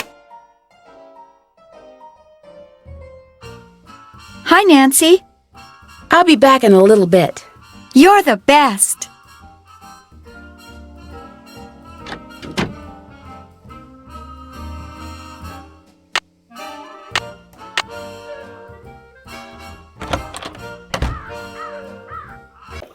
Drop a nickel into the slot, please. There we go. Now, how may I be of service? I'd like to talk to Carson Drew. His number is KL57187. Hang on a minute. Carson Drew. Hi, Dad. Did you pick those papers up yet? Yep. Great. You can give them to me tonight when you get home from Emily's. So, what else have you been doing? Do you remember someone from law school named Jim Archer? Jim Archer. Yes, I remember him. Glasses, sort of short. He's in banking now. In fact, he's Emily's banker. He said to say hi. Jim Archer, how about that? I'm pretty sure I saw Jim Archer's car parked at the side of the road by the Lilac Inn this morning, just before the explosion. Are you suggesting Jim Archer was somehow responsible for the explosion? It's odd that his car would be there, don't you think? It's okay to have your suspicions, Nancy. But in a town as small as Titusville, it's very easy to alienate people. Until you know the facts, you'd be well advised to keep your suspicions to yourself. I'm a little worried about Emily. Why? She admitted to me that lately she's been hearing voices and seeing things move all by themselves. Jane thinks she's losing her marbles. Running a restaurant is a big responsibility. Maybe it's getting to her. Well, that's what Jane keeps saying. Maybe Jane's got her boots on after all. I'm earning money by delivering telegrams for Tubby's Telegrams. Good for you. That's a great way to meet people and to accumulate a little cash, which might come in handy. You're putting extra wear and tear on your car, you know. Yes, Dad. What else have you been up to? Goodbye, Dad. Bye-bye.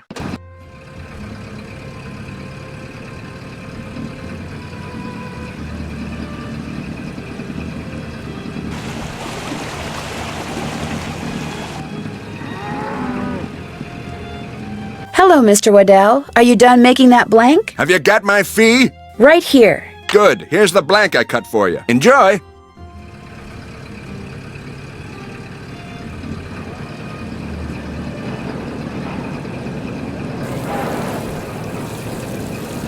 Did you deliver that telegram? I sure did. Good for you. Here's your money. And here's your next telegram. Take this to Counselor Alice out at Camp Avondale. Keep up the good work.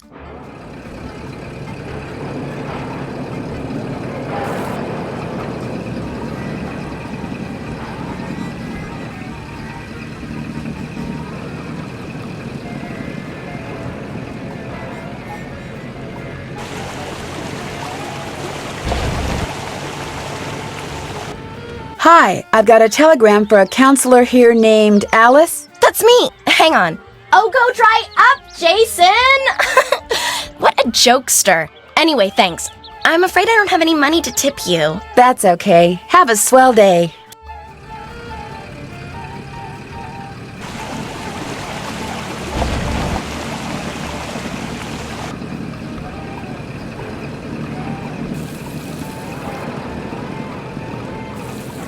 Did you deliver that telegram? I sure did. Good for you. Here's your money. And here's your next telegram. Deliver this to Mr. Jones at Vash's Dairy. Keep up the good work.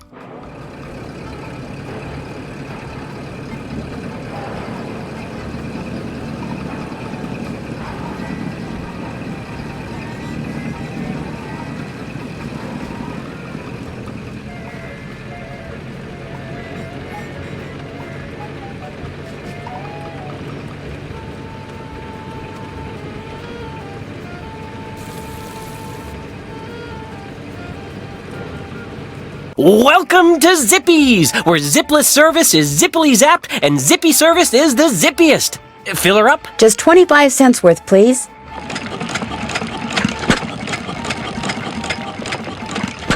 That'll be 25 cents. Here you go. Drive zippily.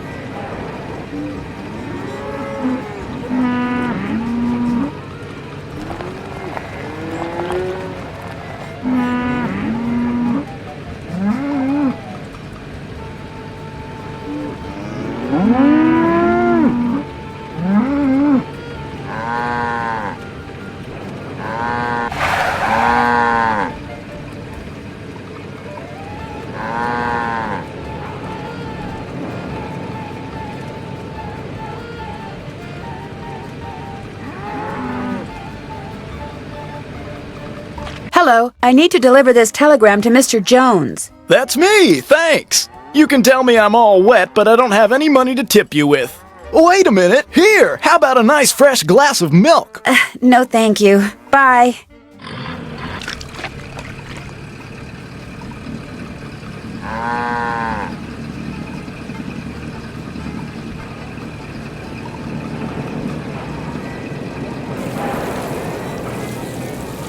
Did you deliver that telegram? I sure did. Good for you. Here's your money. And here's your next telegram. This one goes to Miss Ross at Sunnybrook Farm. Keep up the good work.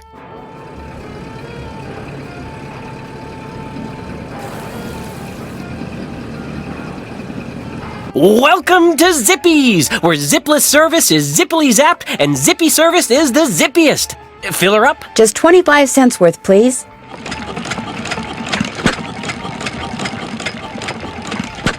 That'll be 25 cents. Here you go. Drive zippily.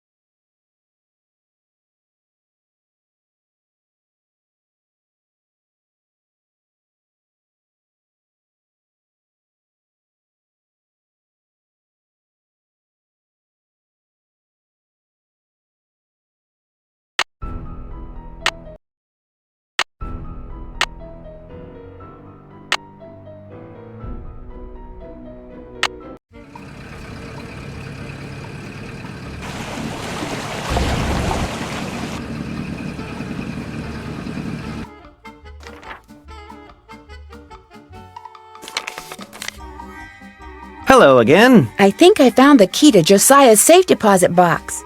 Really? I have it right here. It is from this bank. May I see if it opens the box? It takes 2 keys to open a safe deposit box. The owner's key and my key. And in this case, I'm under no obligation to open it for you. Oh, but However, were you to do me a small favor... Sure. I hired a seamstress to make a dress for my wife's birthday next week.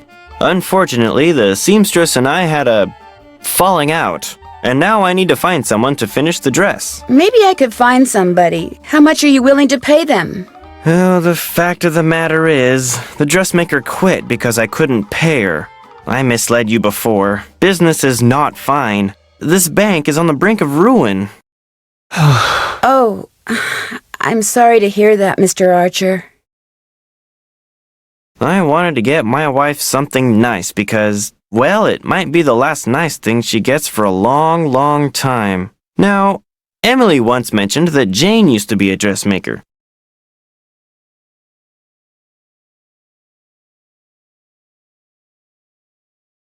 Say no more. Just give me the dress and I'll take care of it. I have it right here. The seamstress said that all the pieces have been cut out and basted together. All that's needed is a sewing machine. When it's finished, bring it back and I'll let you try that key in Josiah's safe deposit box.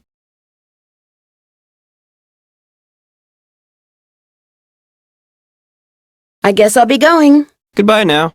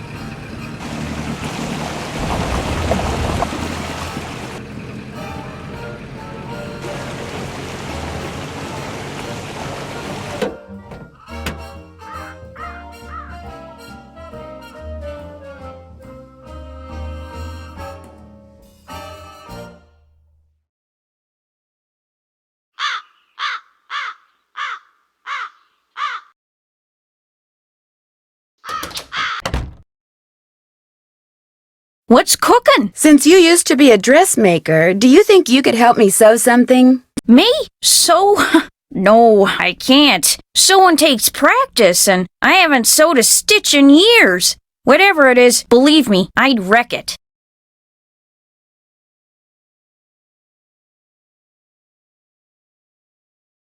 Then how about giving me some pointers? No can do. Sorry. Well, I'll talk to you later. You betcha. What's cooking? Well, I'll talk to you later. You betcha.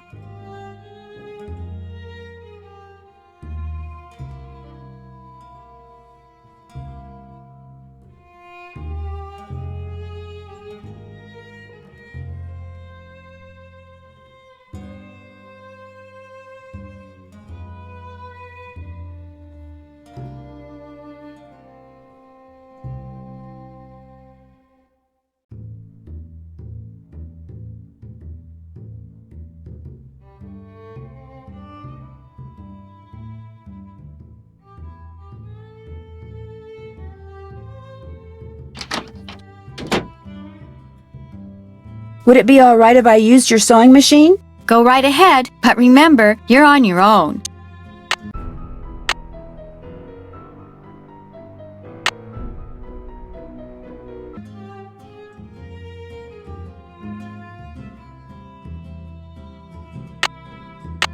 There's no needle. It's probably in the box with the rest of Mom's sewing stuff. Ask Jane if she knows where it is.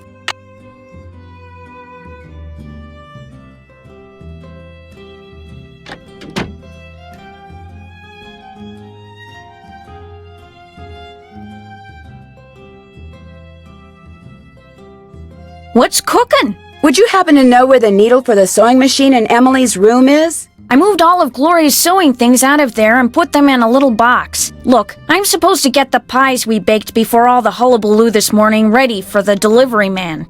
They gotta be put in the shipping container just so, or he casts a kitten. This is how he wants them organized. Now why don't you go out on the porch and get those pies ready to go while I look for that sewing box? Sounds good.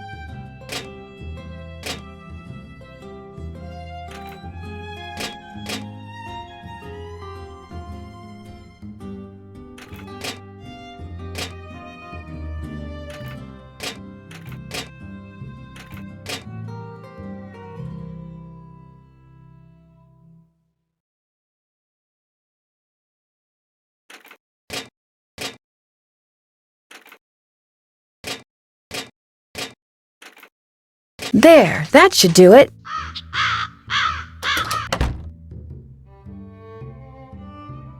I'll bet those are the two brothers that built the inn and Josiah's house. I'll bet this was taken in that passageway I found. There's something written on the back.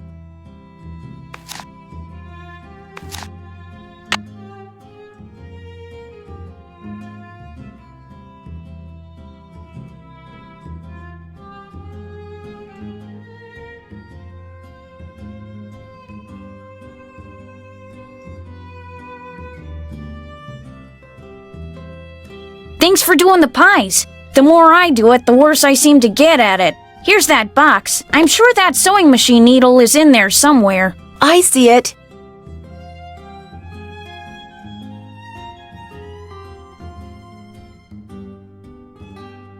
Remember, when it comes to using it, you're on your own, kiddo. Well, I'll talk to you later. You betcha.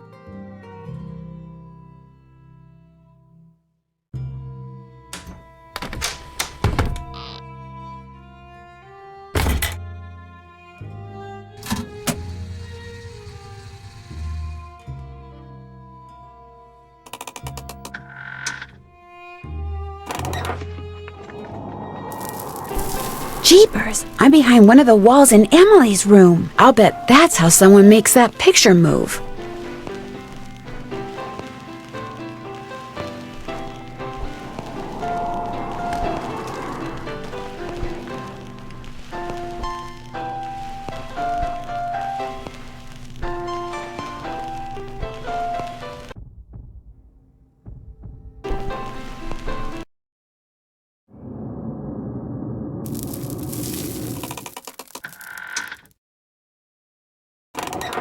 Guess I better not leave the lights on.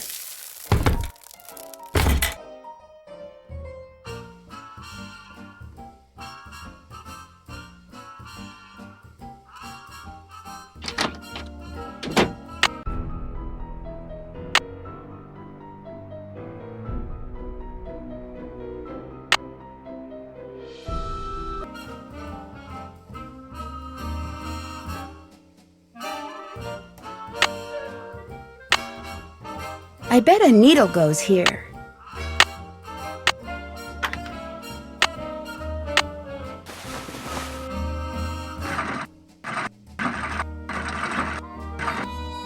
I can do better than this. I made too many mistakes. I'd better do it over.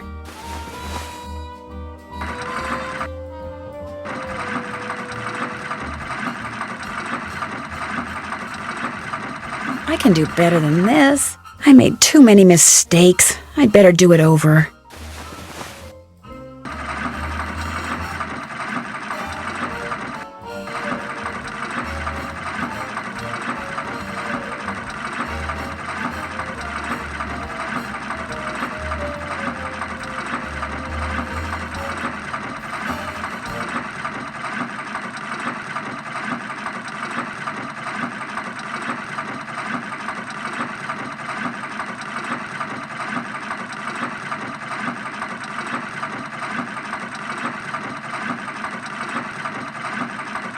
There. Not bad, Miss Drew. Not bad at all.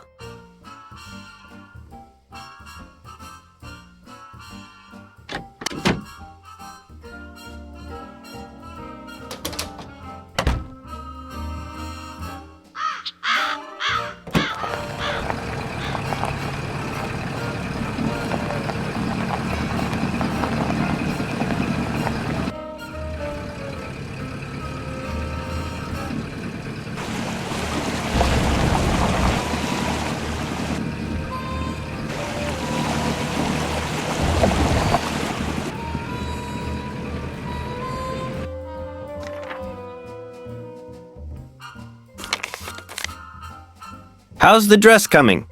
All done. This is beautiful. Thank you. Now let's see if that key you found opens up Josiah's safe deposit box. That was Josiah's key, all right. But that is not Josiah's will. It looks like some kind of journal. Would it be okay if I kept this? If it was money or jewelry or something like that, I'd turn it over to Topham. But a journal? Finders keepers as far as I'm concerned. I'll be at my desk if you need me. It's locked. Naturally.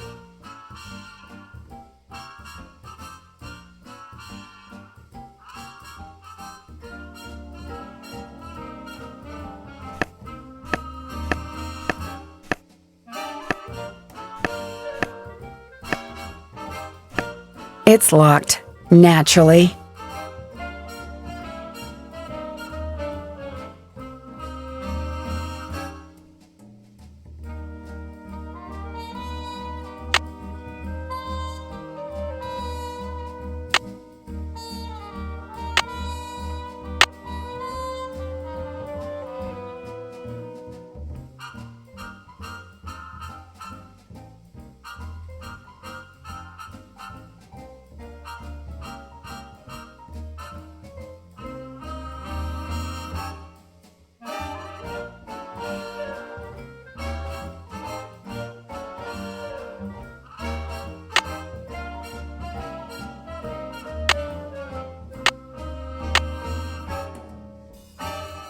Anything else I can do for you? I guess I'll be going. Goodbye now.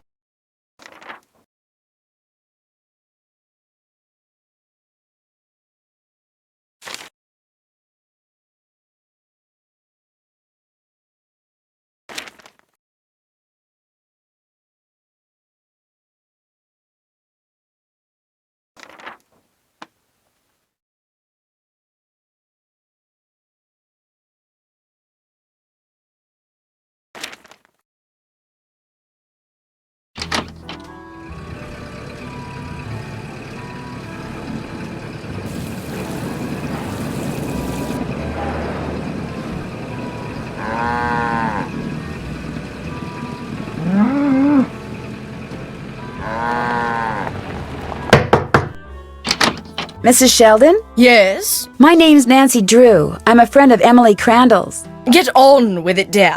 I was wondering, would it be possible for me to see the trivet you borrowed from Josiah Crowley? You may not only see it, you may have it. Once I find it, that is. Unfortunately, I've an errand to run, so I can't look for it right now. Maybe I could run the errand for you. I have a car. So I see. Rather expensive car at that. Very well, Miss Drew. Go fetch my bridge cards from Miss Drakowski, and upon your return I shall present you with that trivet. Who's Miss Drakowski? The local telephone operator. You can find her at her house, or Titusville Telco, as she insists on calling it. The switchboard is in her parlor. As you can imagine, she never entertains. I, on the other hand, am expecting company within the hour, so do hurry.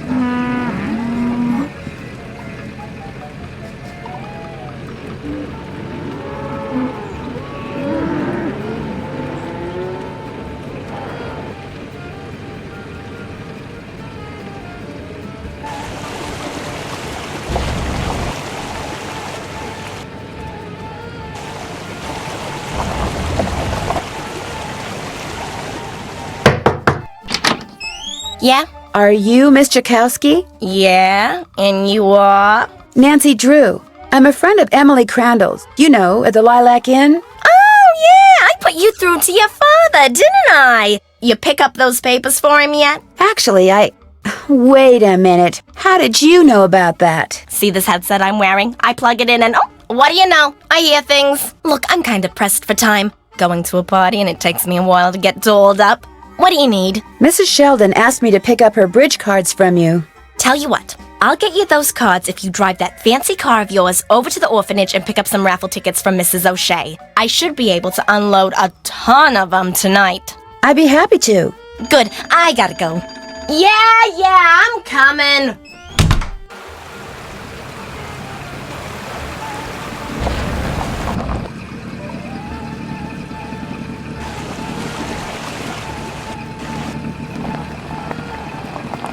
Excuse me, are you Mrs. O'Shea?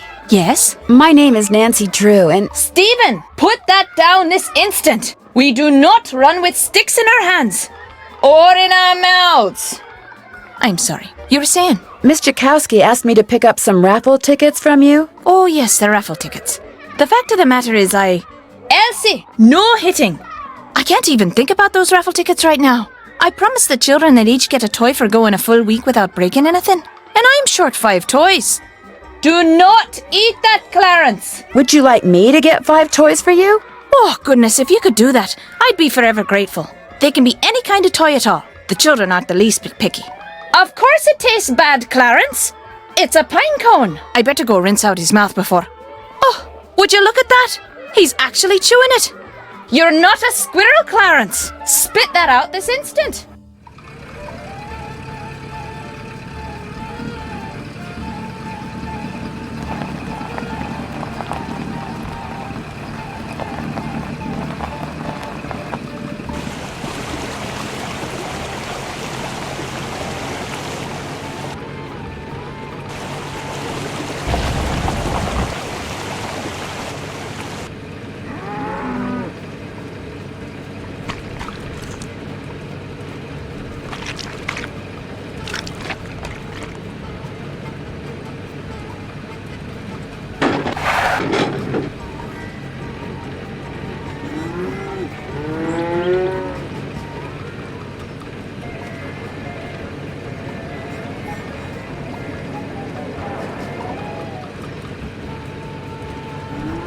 I've only got half a tank of gas left.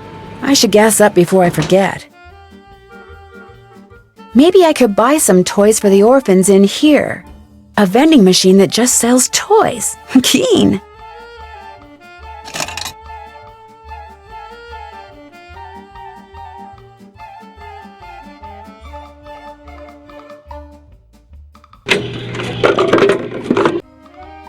Two toys down, 3 to go. Nuts, I don't have enough money.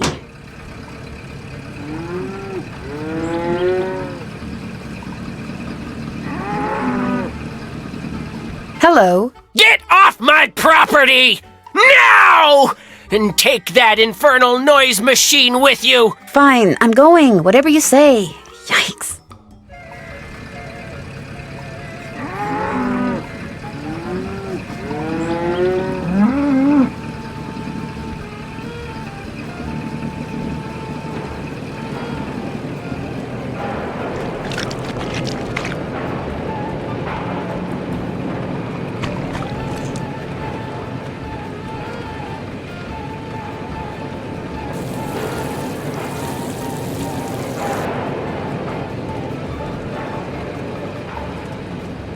Welcome to Zippy's, where zipless service is zippily zapped and zippy service is the zippiest.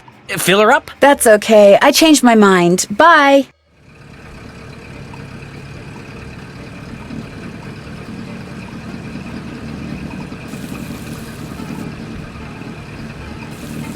Did you deliver that telegram? Not yet. Can't pay you until you deliver it, you know. I know. See you later.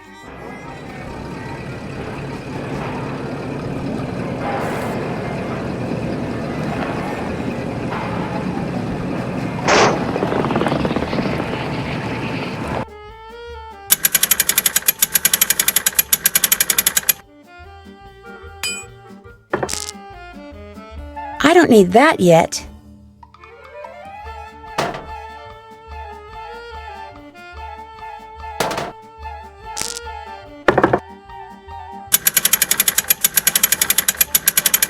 There. I hope I don't get another flat, but I better go to the gas station and get my spare fixed, just in case.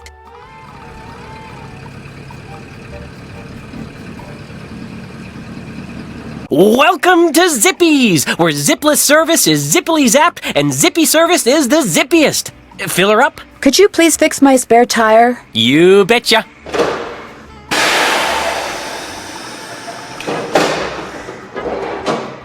There you are, good as new. That'll be $2. But I don't have $2. You don't? No. We got ourselves quite a conundrum here. Tell you what, I've got a whole drawer full of bolts and washers and such in there. You put them all away in the right bins, and we'll call it even. You got a deal. Zippy said I can't get any wrong.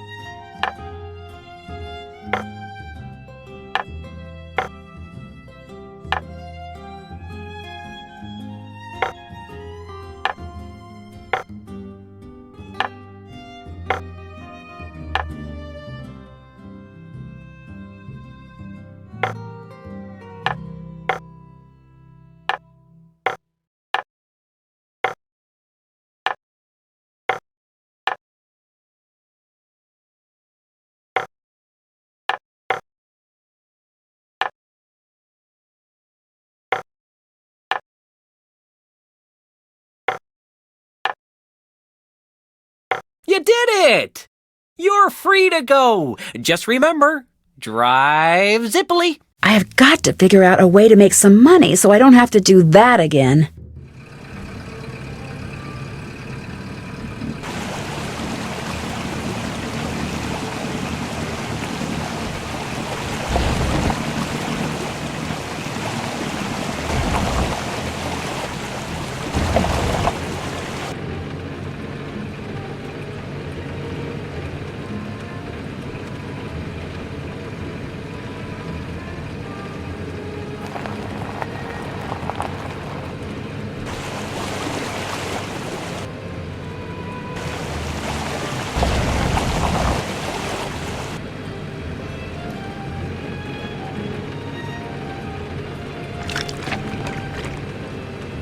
Hi, nice dairy you got here. Sorry, but we're not really open to the public. The cows are kinda shy. I understand. Bye.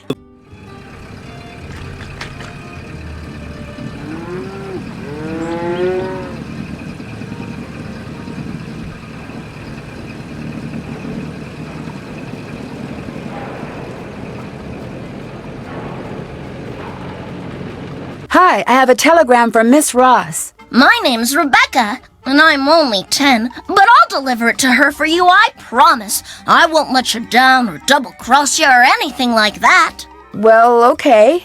Thank you, Rebecca. No sweat. I mean, you're welcome.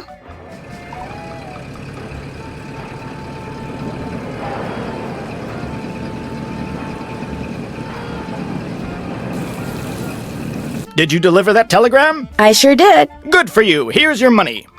And here's your next telegram. Deliver this to Dr. Bob out at the observatory. Keep up the good work.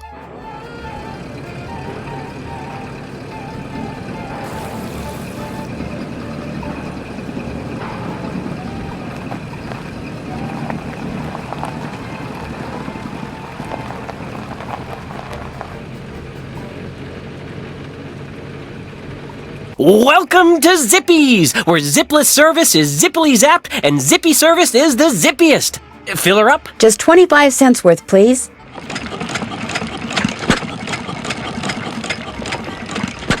That'll be 25 cents. Here you go. Drive zippily.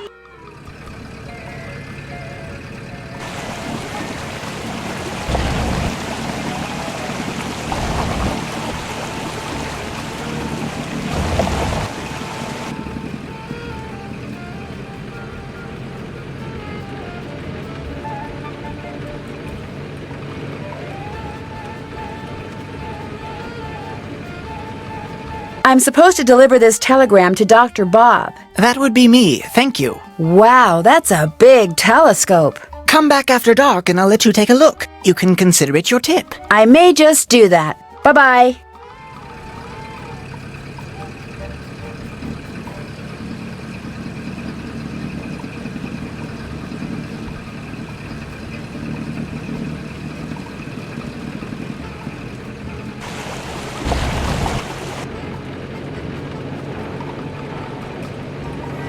Welcome to Zippy's, where zipless service is zippily zapped and zippy service is the zippiest.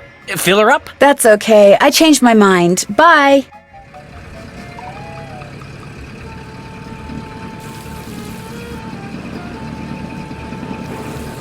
Did you deliver that telegram? I sure did. Good for you. Here's your money. And here's your next telegram. Deliver this to Miss Temple at Lowood Academy. Keep up the good work.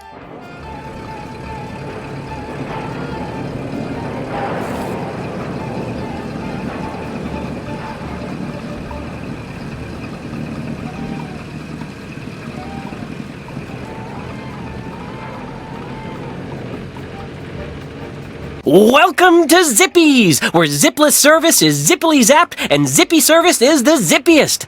Fill her up? Just 25 cents worth, please.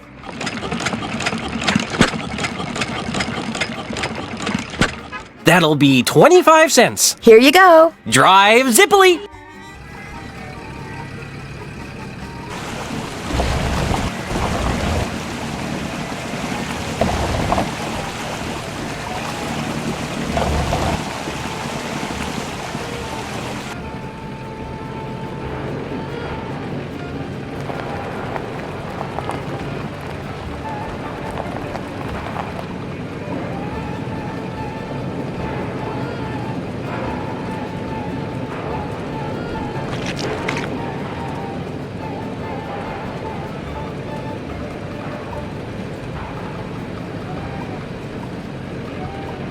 Hello, I've got a telegram for Miss Temple. I am she. We teachers don't get paid much, you know. I understand. Did this by any chance used to be the Brewster Academy? Why, yes it did. Thought so. Bye.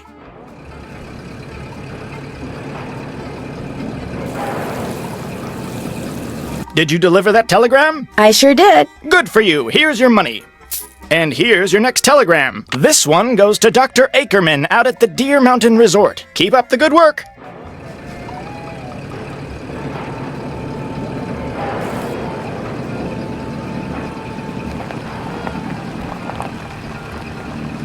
Hello, I'm delivering a telegram to Dr. Ackerman. I shall deliver it to the good doctor forthwith.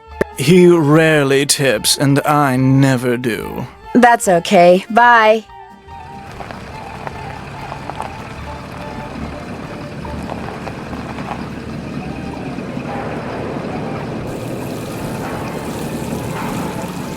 Did you deliver that telegram? I sure did. Good for you. Here's your money.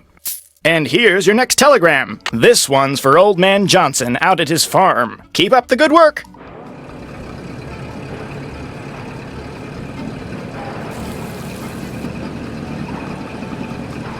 Welcome to Zippy's, where zipless service is zippily zapped and zippy service is the zippiest.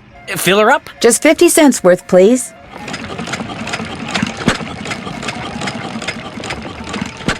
That'll be 50 cents. Here you go. Drive zippily.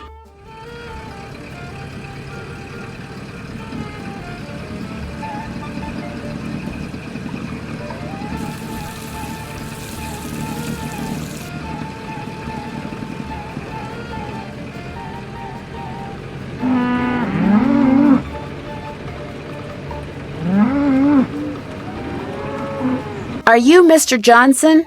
Maybe. Who are you? Well, my name's Nancy Drew, and if you are Mr. Johnson, I've got a telegram for you. Well, thank you. Hey, you want a tip? Sure. Buy low, sell high. Thanks, I'll remember that.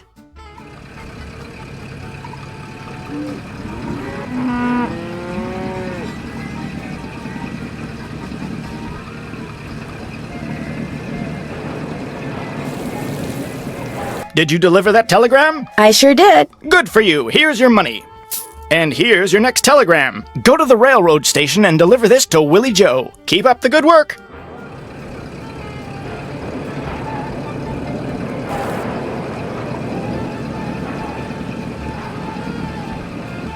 Hi, I'm supposed to deliver this telegram to Willie Joe. Is that you? No, I'm Willie Joe's Uncle John. I see that she gets it, though. She? She, with a capital S. Well, bye.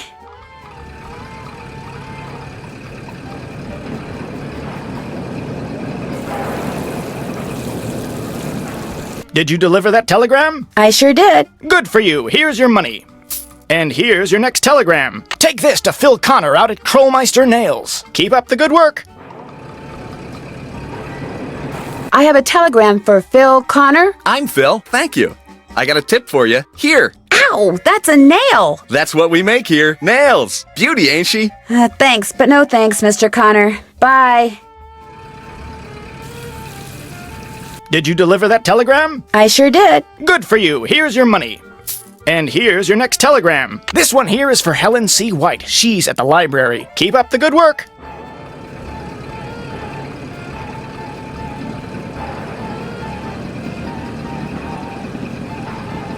I have a telegram here for... Shh! You're in a library. Sorry. This telegram is for Helen C. White. Who? Helen C. White. Bill and Steve Wright? Helen C. White. Shh! Here. A telegram for Miss White. I'll give it to her. Thank you. You're welcome. What? Never mind. Shh! Did you deliver that telegram? I sure did. Good for you. Here's your money. And here's your next telegram. This one goes to Molly out at Vash's Dairy. Keep up the good work.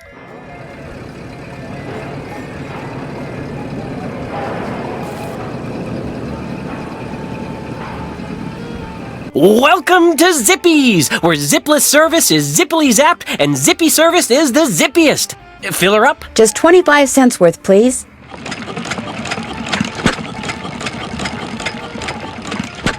That'll be 25 cents. Here you go. Drive zippily.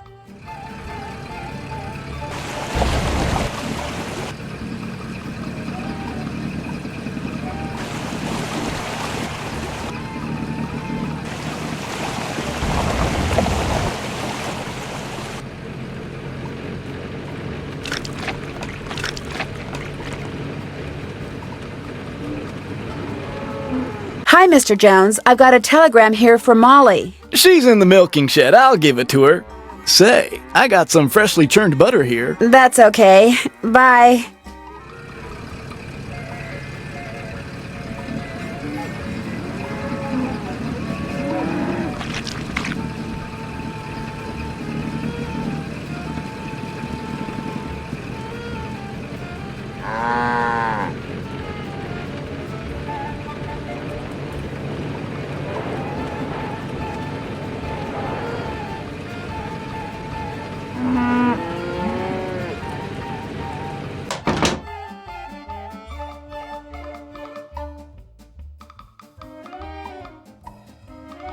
I can't get the toy without putting in money first.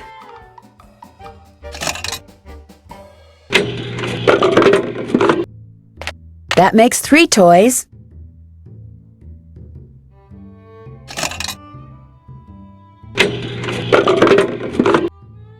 Four toys. I just need 1 more.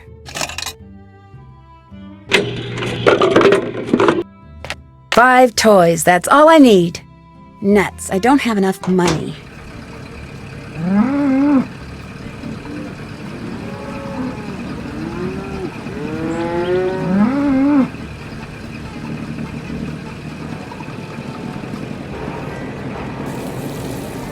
Did you deliver that telegram? I sure did. Good for you. Here's your money.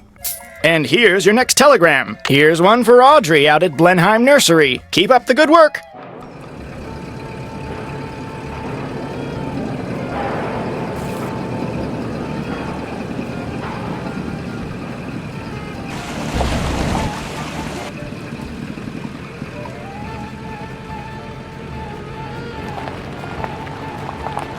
Hi, do you have 5 toys for me? I certainly do. Oh, that's wonderful. You're such a saint, you hear me? A saint. I'd better get these inside before the children see them. Thank you so much. Mrs. O'Shea, the raffle tickets? Oh, the raffle tickets? I don't have them, dear. You'll have to pick them up from Phelps' print shop. Then just take them straight to Mr. Kowski. We don't pull hair, Ralphie. Especially when we have jelly on our hands. Phelps print shop. Wonderful.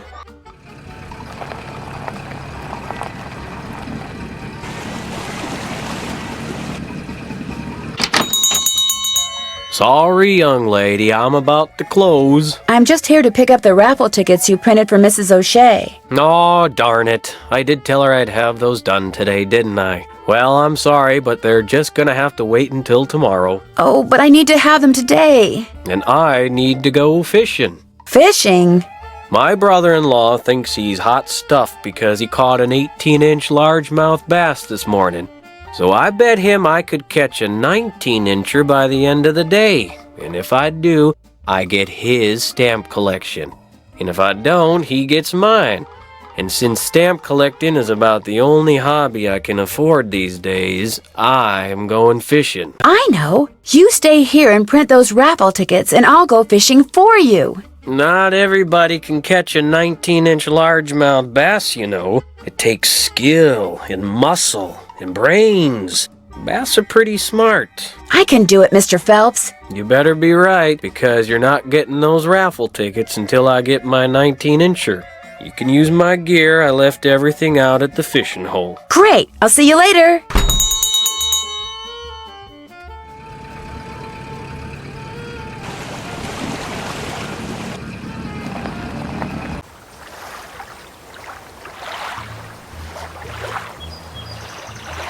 First thing I need to do is bait my hook.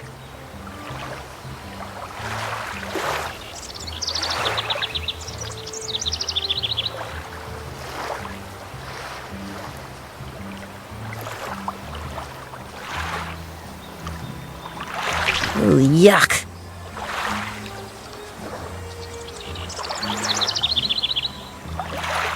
Now I toss this in the water, and when the bobber goes under the water, I need to pull the line up fast.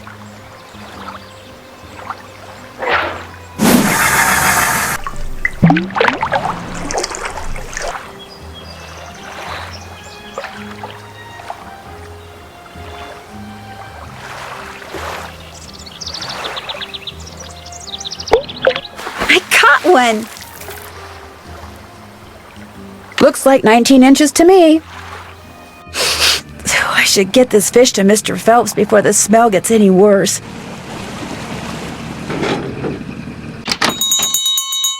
Let's see what you got in there. How about that? You did it. Here, let me take it from you. Please do. I think it's starting to get a little ripe.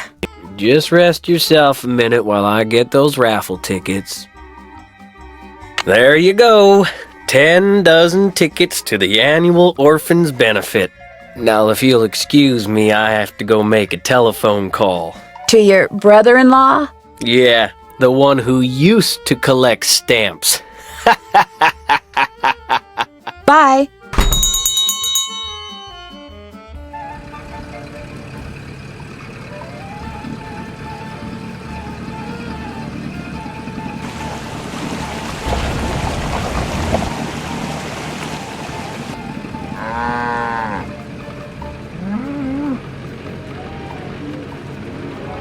I've only got half a tank of gas left.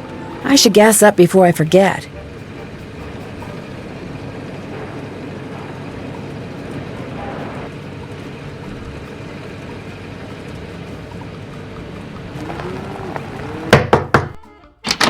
Do you have my bridge cards? Well, no, but...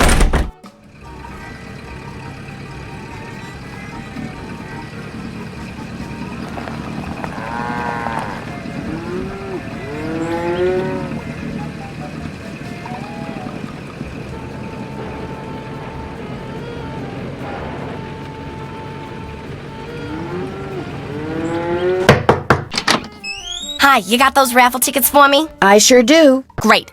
And here are Mrs. Sheldon's bridge cards.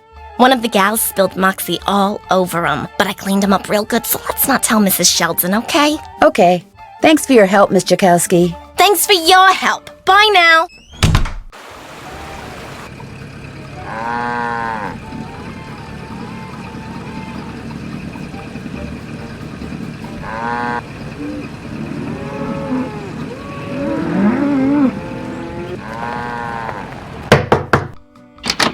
Do you have my bridge cards? Right here.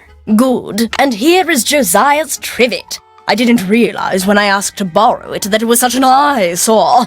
But once a sumptuous dish of my buff stroganoff was placed atop it, I assure you, no one noticed. Now do run along. My guest will be arriving any minute. And that dress of yours, it's, well... I like this dress. It's very flouncy.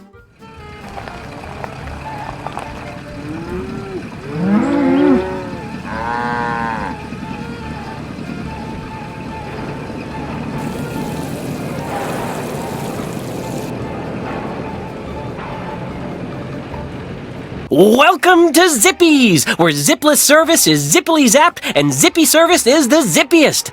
Fill her up? Just 25 cents worth, please.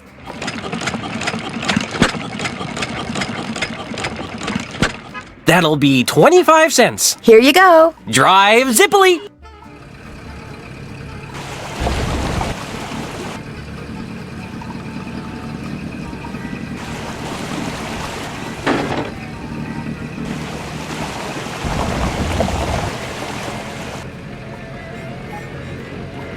Hello, I've got a telegram here for Audrey. I'll see that she gets it. Just leave it on the desk. My hands are still really filthy. That's okay. Bye.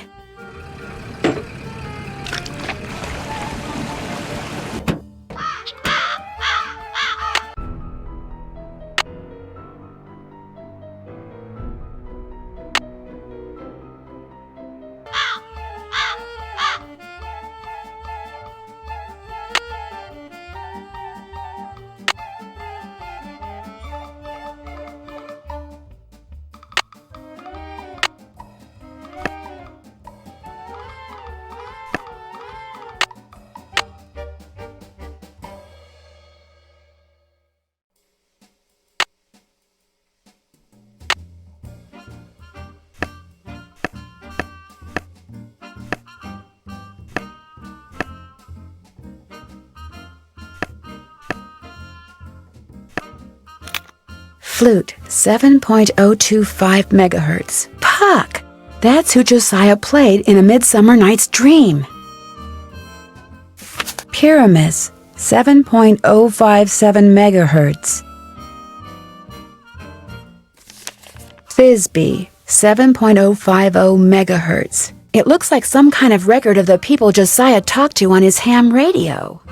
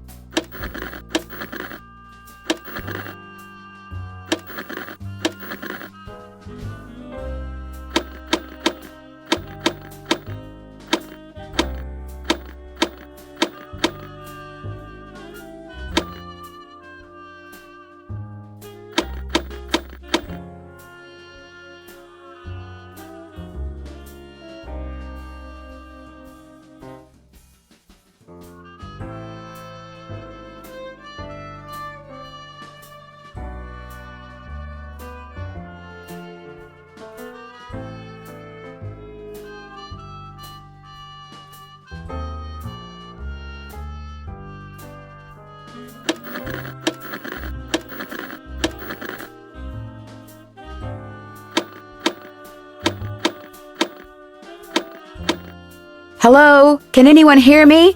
Speak to me. Hello? This is Flute, but you sure don't sound like Puck, so explain yourself. My name's Nancy Drew. So where's Puck?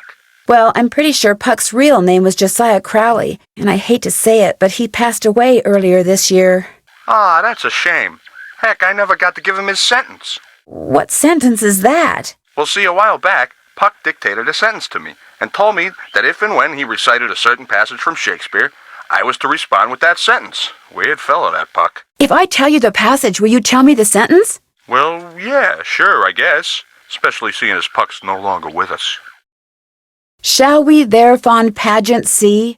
Lord, what fools these mortals be. That's it. Here, let me check my logbook for the response. Now I'm supposed to say, leave by road when the owner is in, because then there will be thieves about. Leave by road when the owner is in, because then there will be thieves about? Those were Puck's exact words.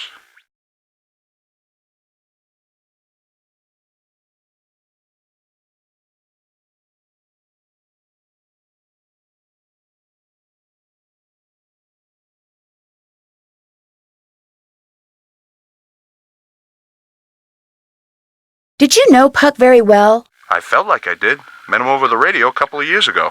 What a character. What'd you say his real name was? Josiah Crowley. Strange. I never heard of him. Why is that strange? He led me to believe he was this big cheese out in Hollywood. You know, some famous producer, director or something. Said he owned his own studio. He didn't own a studio, and he certainly didn't live in Hollywood. I'll be darned. So he was just lying to me. Well, that's all right. I may have told him a fib or three over the years myself. Like the time I told him I was a scratch golfer. I don't even know what that means. In any case, hope I've been of some help. Over and out.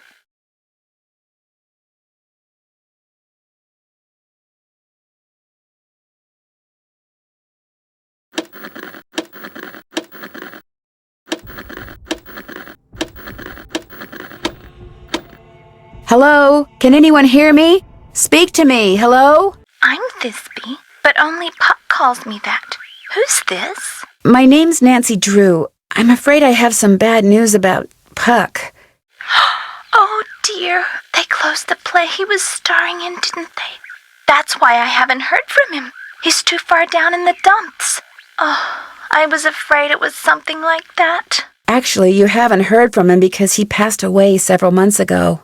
Oh my, that's worse, isn't it? And after all that rigmarole he went through, making sure I knew my line and understood my cue? Your cue?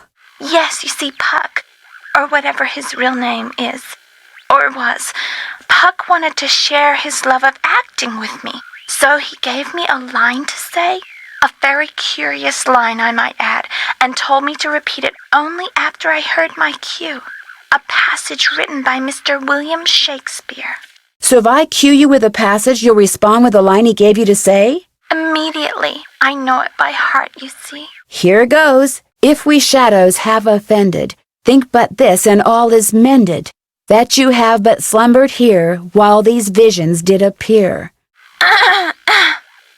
The authorities are alert for bad water, so do not go this way. The authorities are alert for bad water, so do not go this way. That's what I was to say, although my delivery was much better when Puck was coaching me. And now, as Puck was fond of saying, I bid you adieu. Over and out.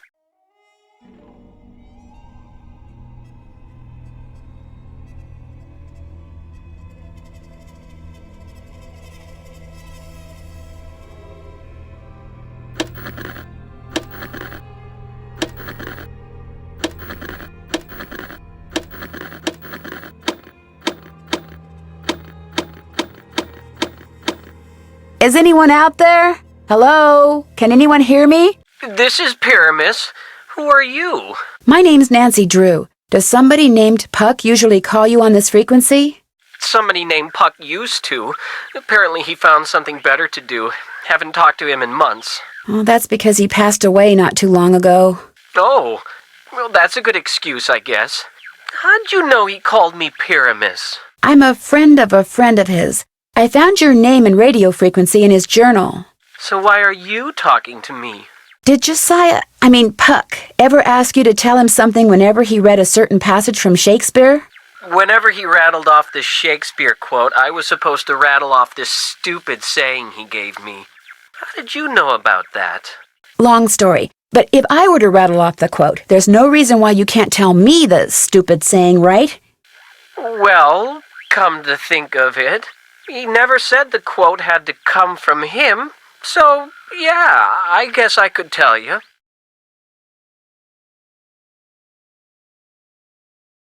Thou speakest aright. I am that merry wanderer of the night. How'd you know? Long story. What did he tell you to say in response? Wait a minute, I had to write it down. Here, you're gonna love this. A barking dog would do well to hold his tongue in a dangerous neighborhood. A barking dog would do well to hold his tongue in a dangerous neighborhood. I told you it was stupid. I really appreciate your help. Just out of curiosity, what kind of car did Puck drive, do you know? I don't think he had a car. And he tried to tell me he was rich. Over and out.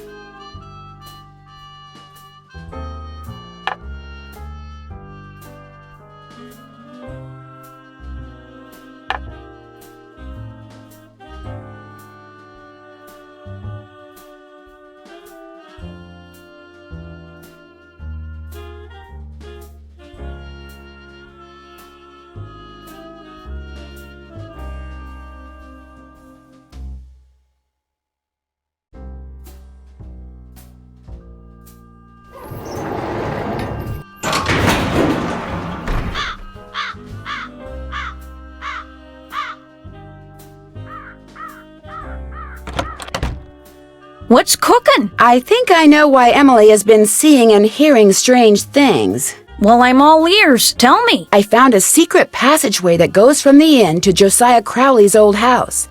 And off of it, I found a staircase that leads to a space behind a wall in Emily's room.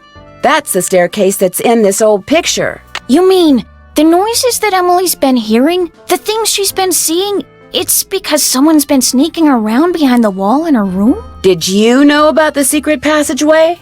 No, and I've never heard Emily say anything about it either. I was able to open the staircase because I saw the picture I just showed you. And I found that picture on the shelf in your podium. You mean it was right there under my nose? Hold the phone! You think I'm the one who's been sneaking around? Can you think of somebody else who may have had access to that picture? Anyone who's ever been behind this desk could have seen that picture. It's hardly fair to go pointing a finger at me. You're right. I'm sorry. I didn't mean to upset you.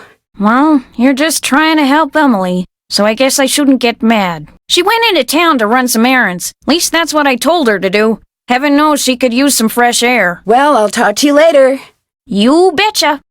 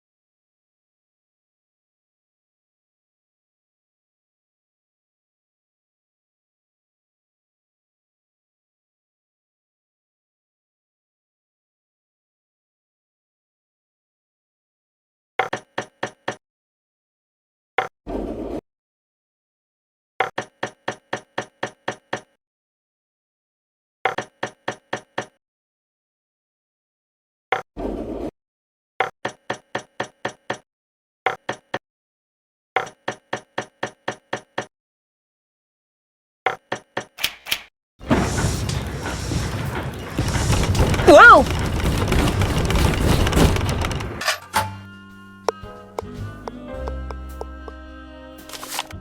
A golf ball, no doubt meant to be used on that golf course of Josiah's.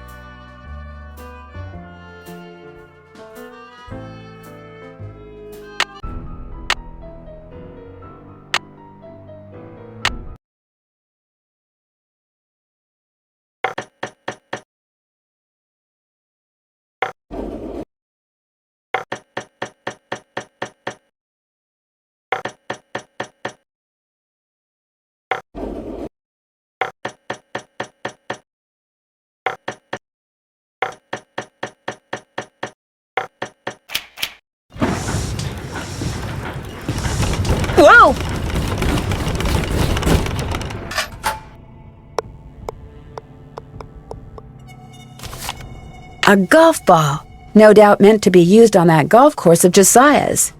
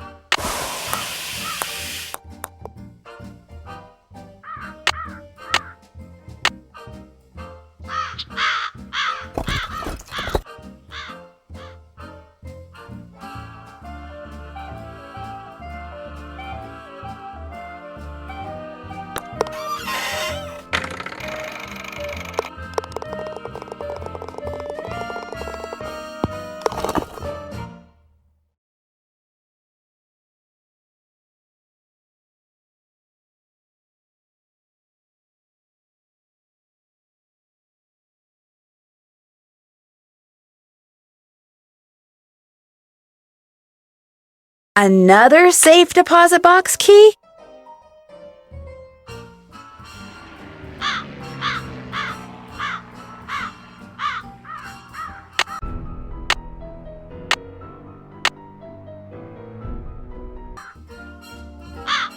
Emily, please, just settle down. It's all right. It's not all right. Stop lying. Something's wrong with me. You've got to go talk to Emily. She's in a bad way. What do you mean? What's happened? Please, go talk to her. She won't listen to me. I'm no help at all.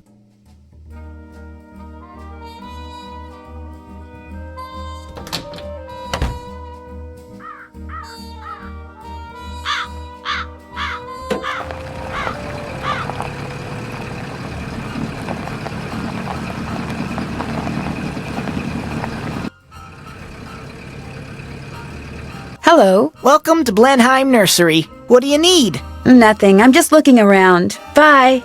Bye.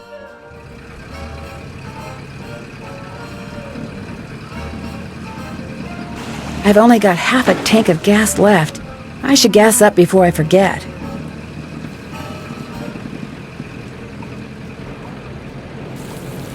Did you deliver that telegram? I sure did. Good for you. Here's your money. And here's your next telegram. Take this to Margaret Judson at the Deer Mountain Resort. Keep up the good work.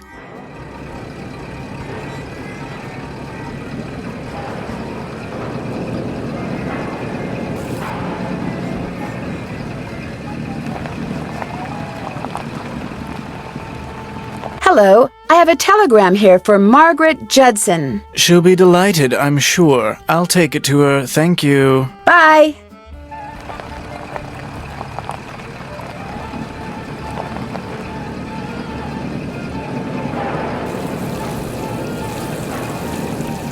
Did you deliver that telegram? I sure did. Good for you. Here's your money. And here's your next telegram. This one goes to Counselor Ed out at Camp Avondale. Keep up the good work.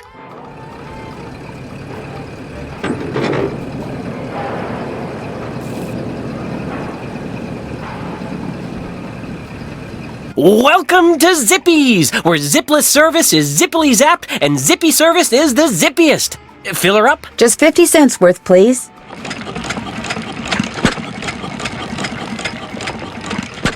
That'll be 50 cents. Here you go. Drive zippily!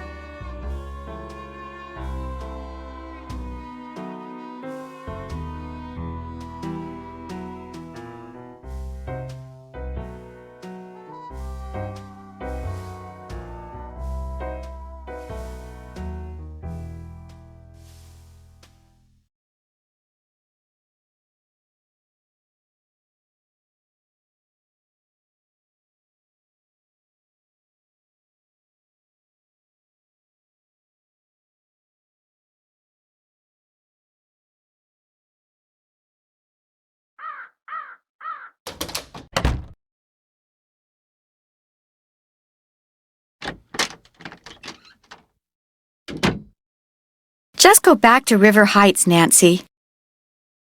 But I think I know where the real will is. It doesn't matter. I can't run the inn anyway. I'm going to have to sell it. What do you mean? I took a nap after I got back from running errands, and when I woke up, this was in my hand. It's one of the necklaces that I thought had been stolen. I have no idea how it got there. I must do things and not remember. All this responsibility on top of losing Mom. I can't cope with it. I'm having what'd Jane call it? A nervous breakdown.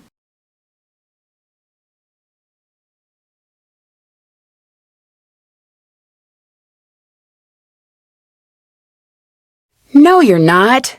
I don't want to talk anymore. Go home. You're just making things worse.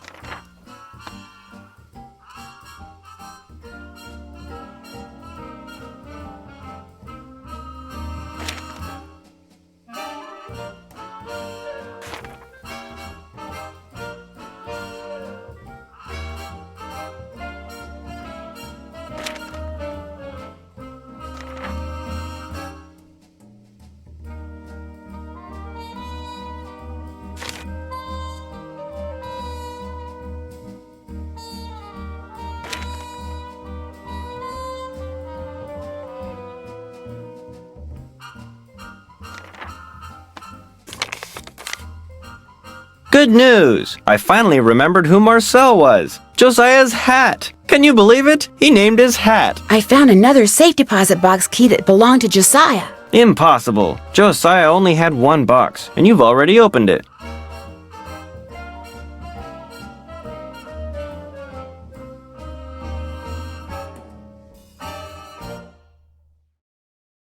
But this has to be Josiah's key. It is one of ours. Where did you get it? I won it playing golf at Josiah's with a special ball. I had to ace one of the holes. Why does that sound familiar? I know why. That's what Clara always called me, her ace in the hole. That's who this key belongs to, Clara Pickford.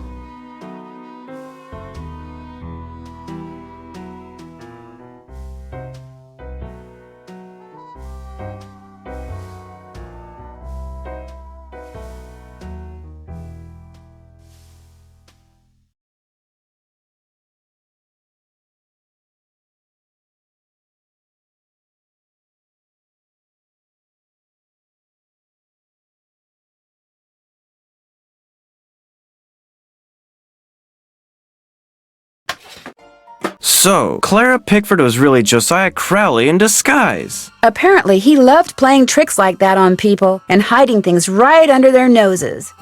I wonder what this is. Gloria Dowd, now Crandall, and Jane Willoughby, circa 1912. Jane Willoughby? That doesn't look the least bit like Jane Willoughby. No, it certainly doesn't. I'd better get back to the Lilac Inn and have a talk with her right now.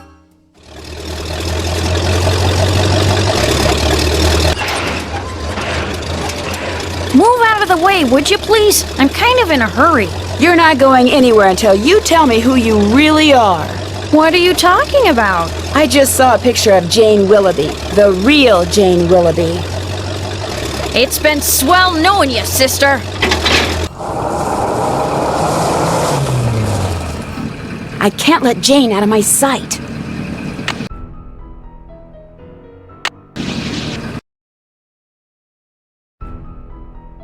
I can't let Jane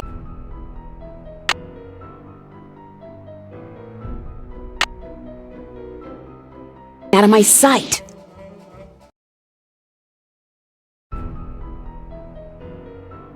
I can't let Jane out of my sight.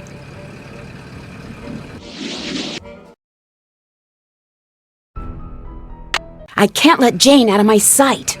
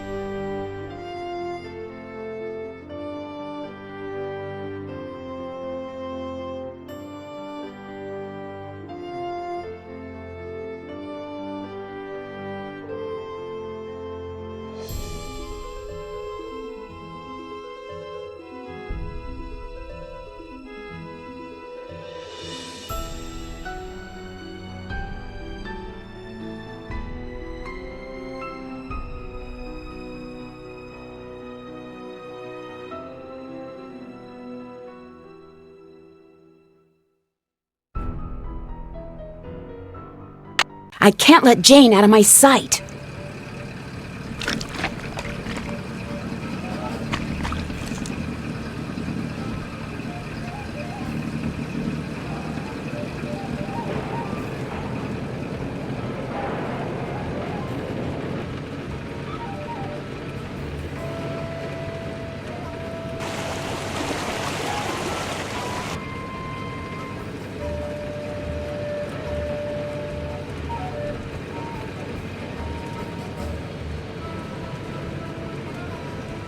I'll bet she's heading for the state line.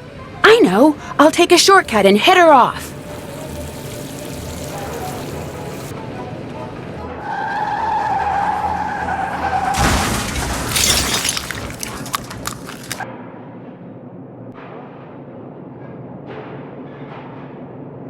Why couldn't you just mind your own business?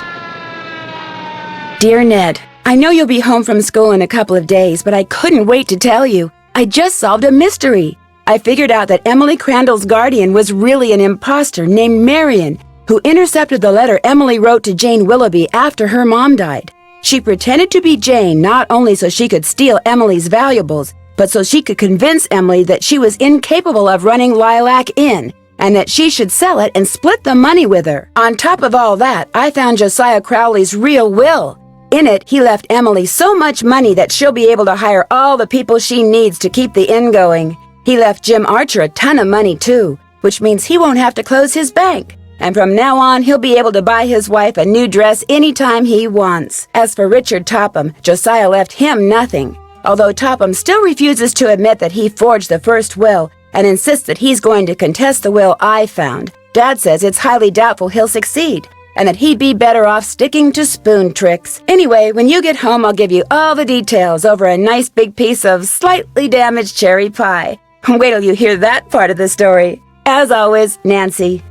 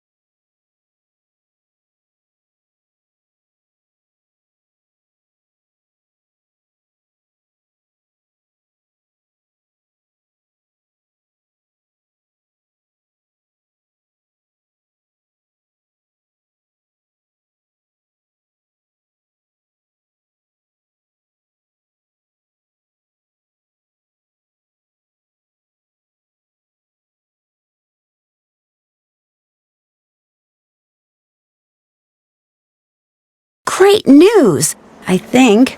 See, Frank and Joe Hardy have invited me to help them solve a mystery. Only this mystery takes place on a train. But not just any train, a train that was found abandoned years ago in the middle of nowhere. All of its passengers had simply vanished. Some people say the train is jinxed. Others say it's haunted. I mean, it'll be fun to finally get to work alongside the Hardy boys, but I just hope the trip we're going on doesn't turn out to be, you know, one way.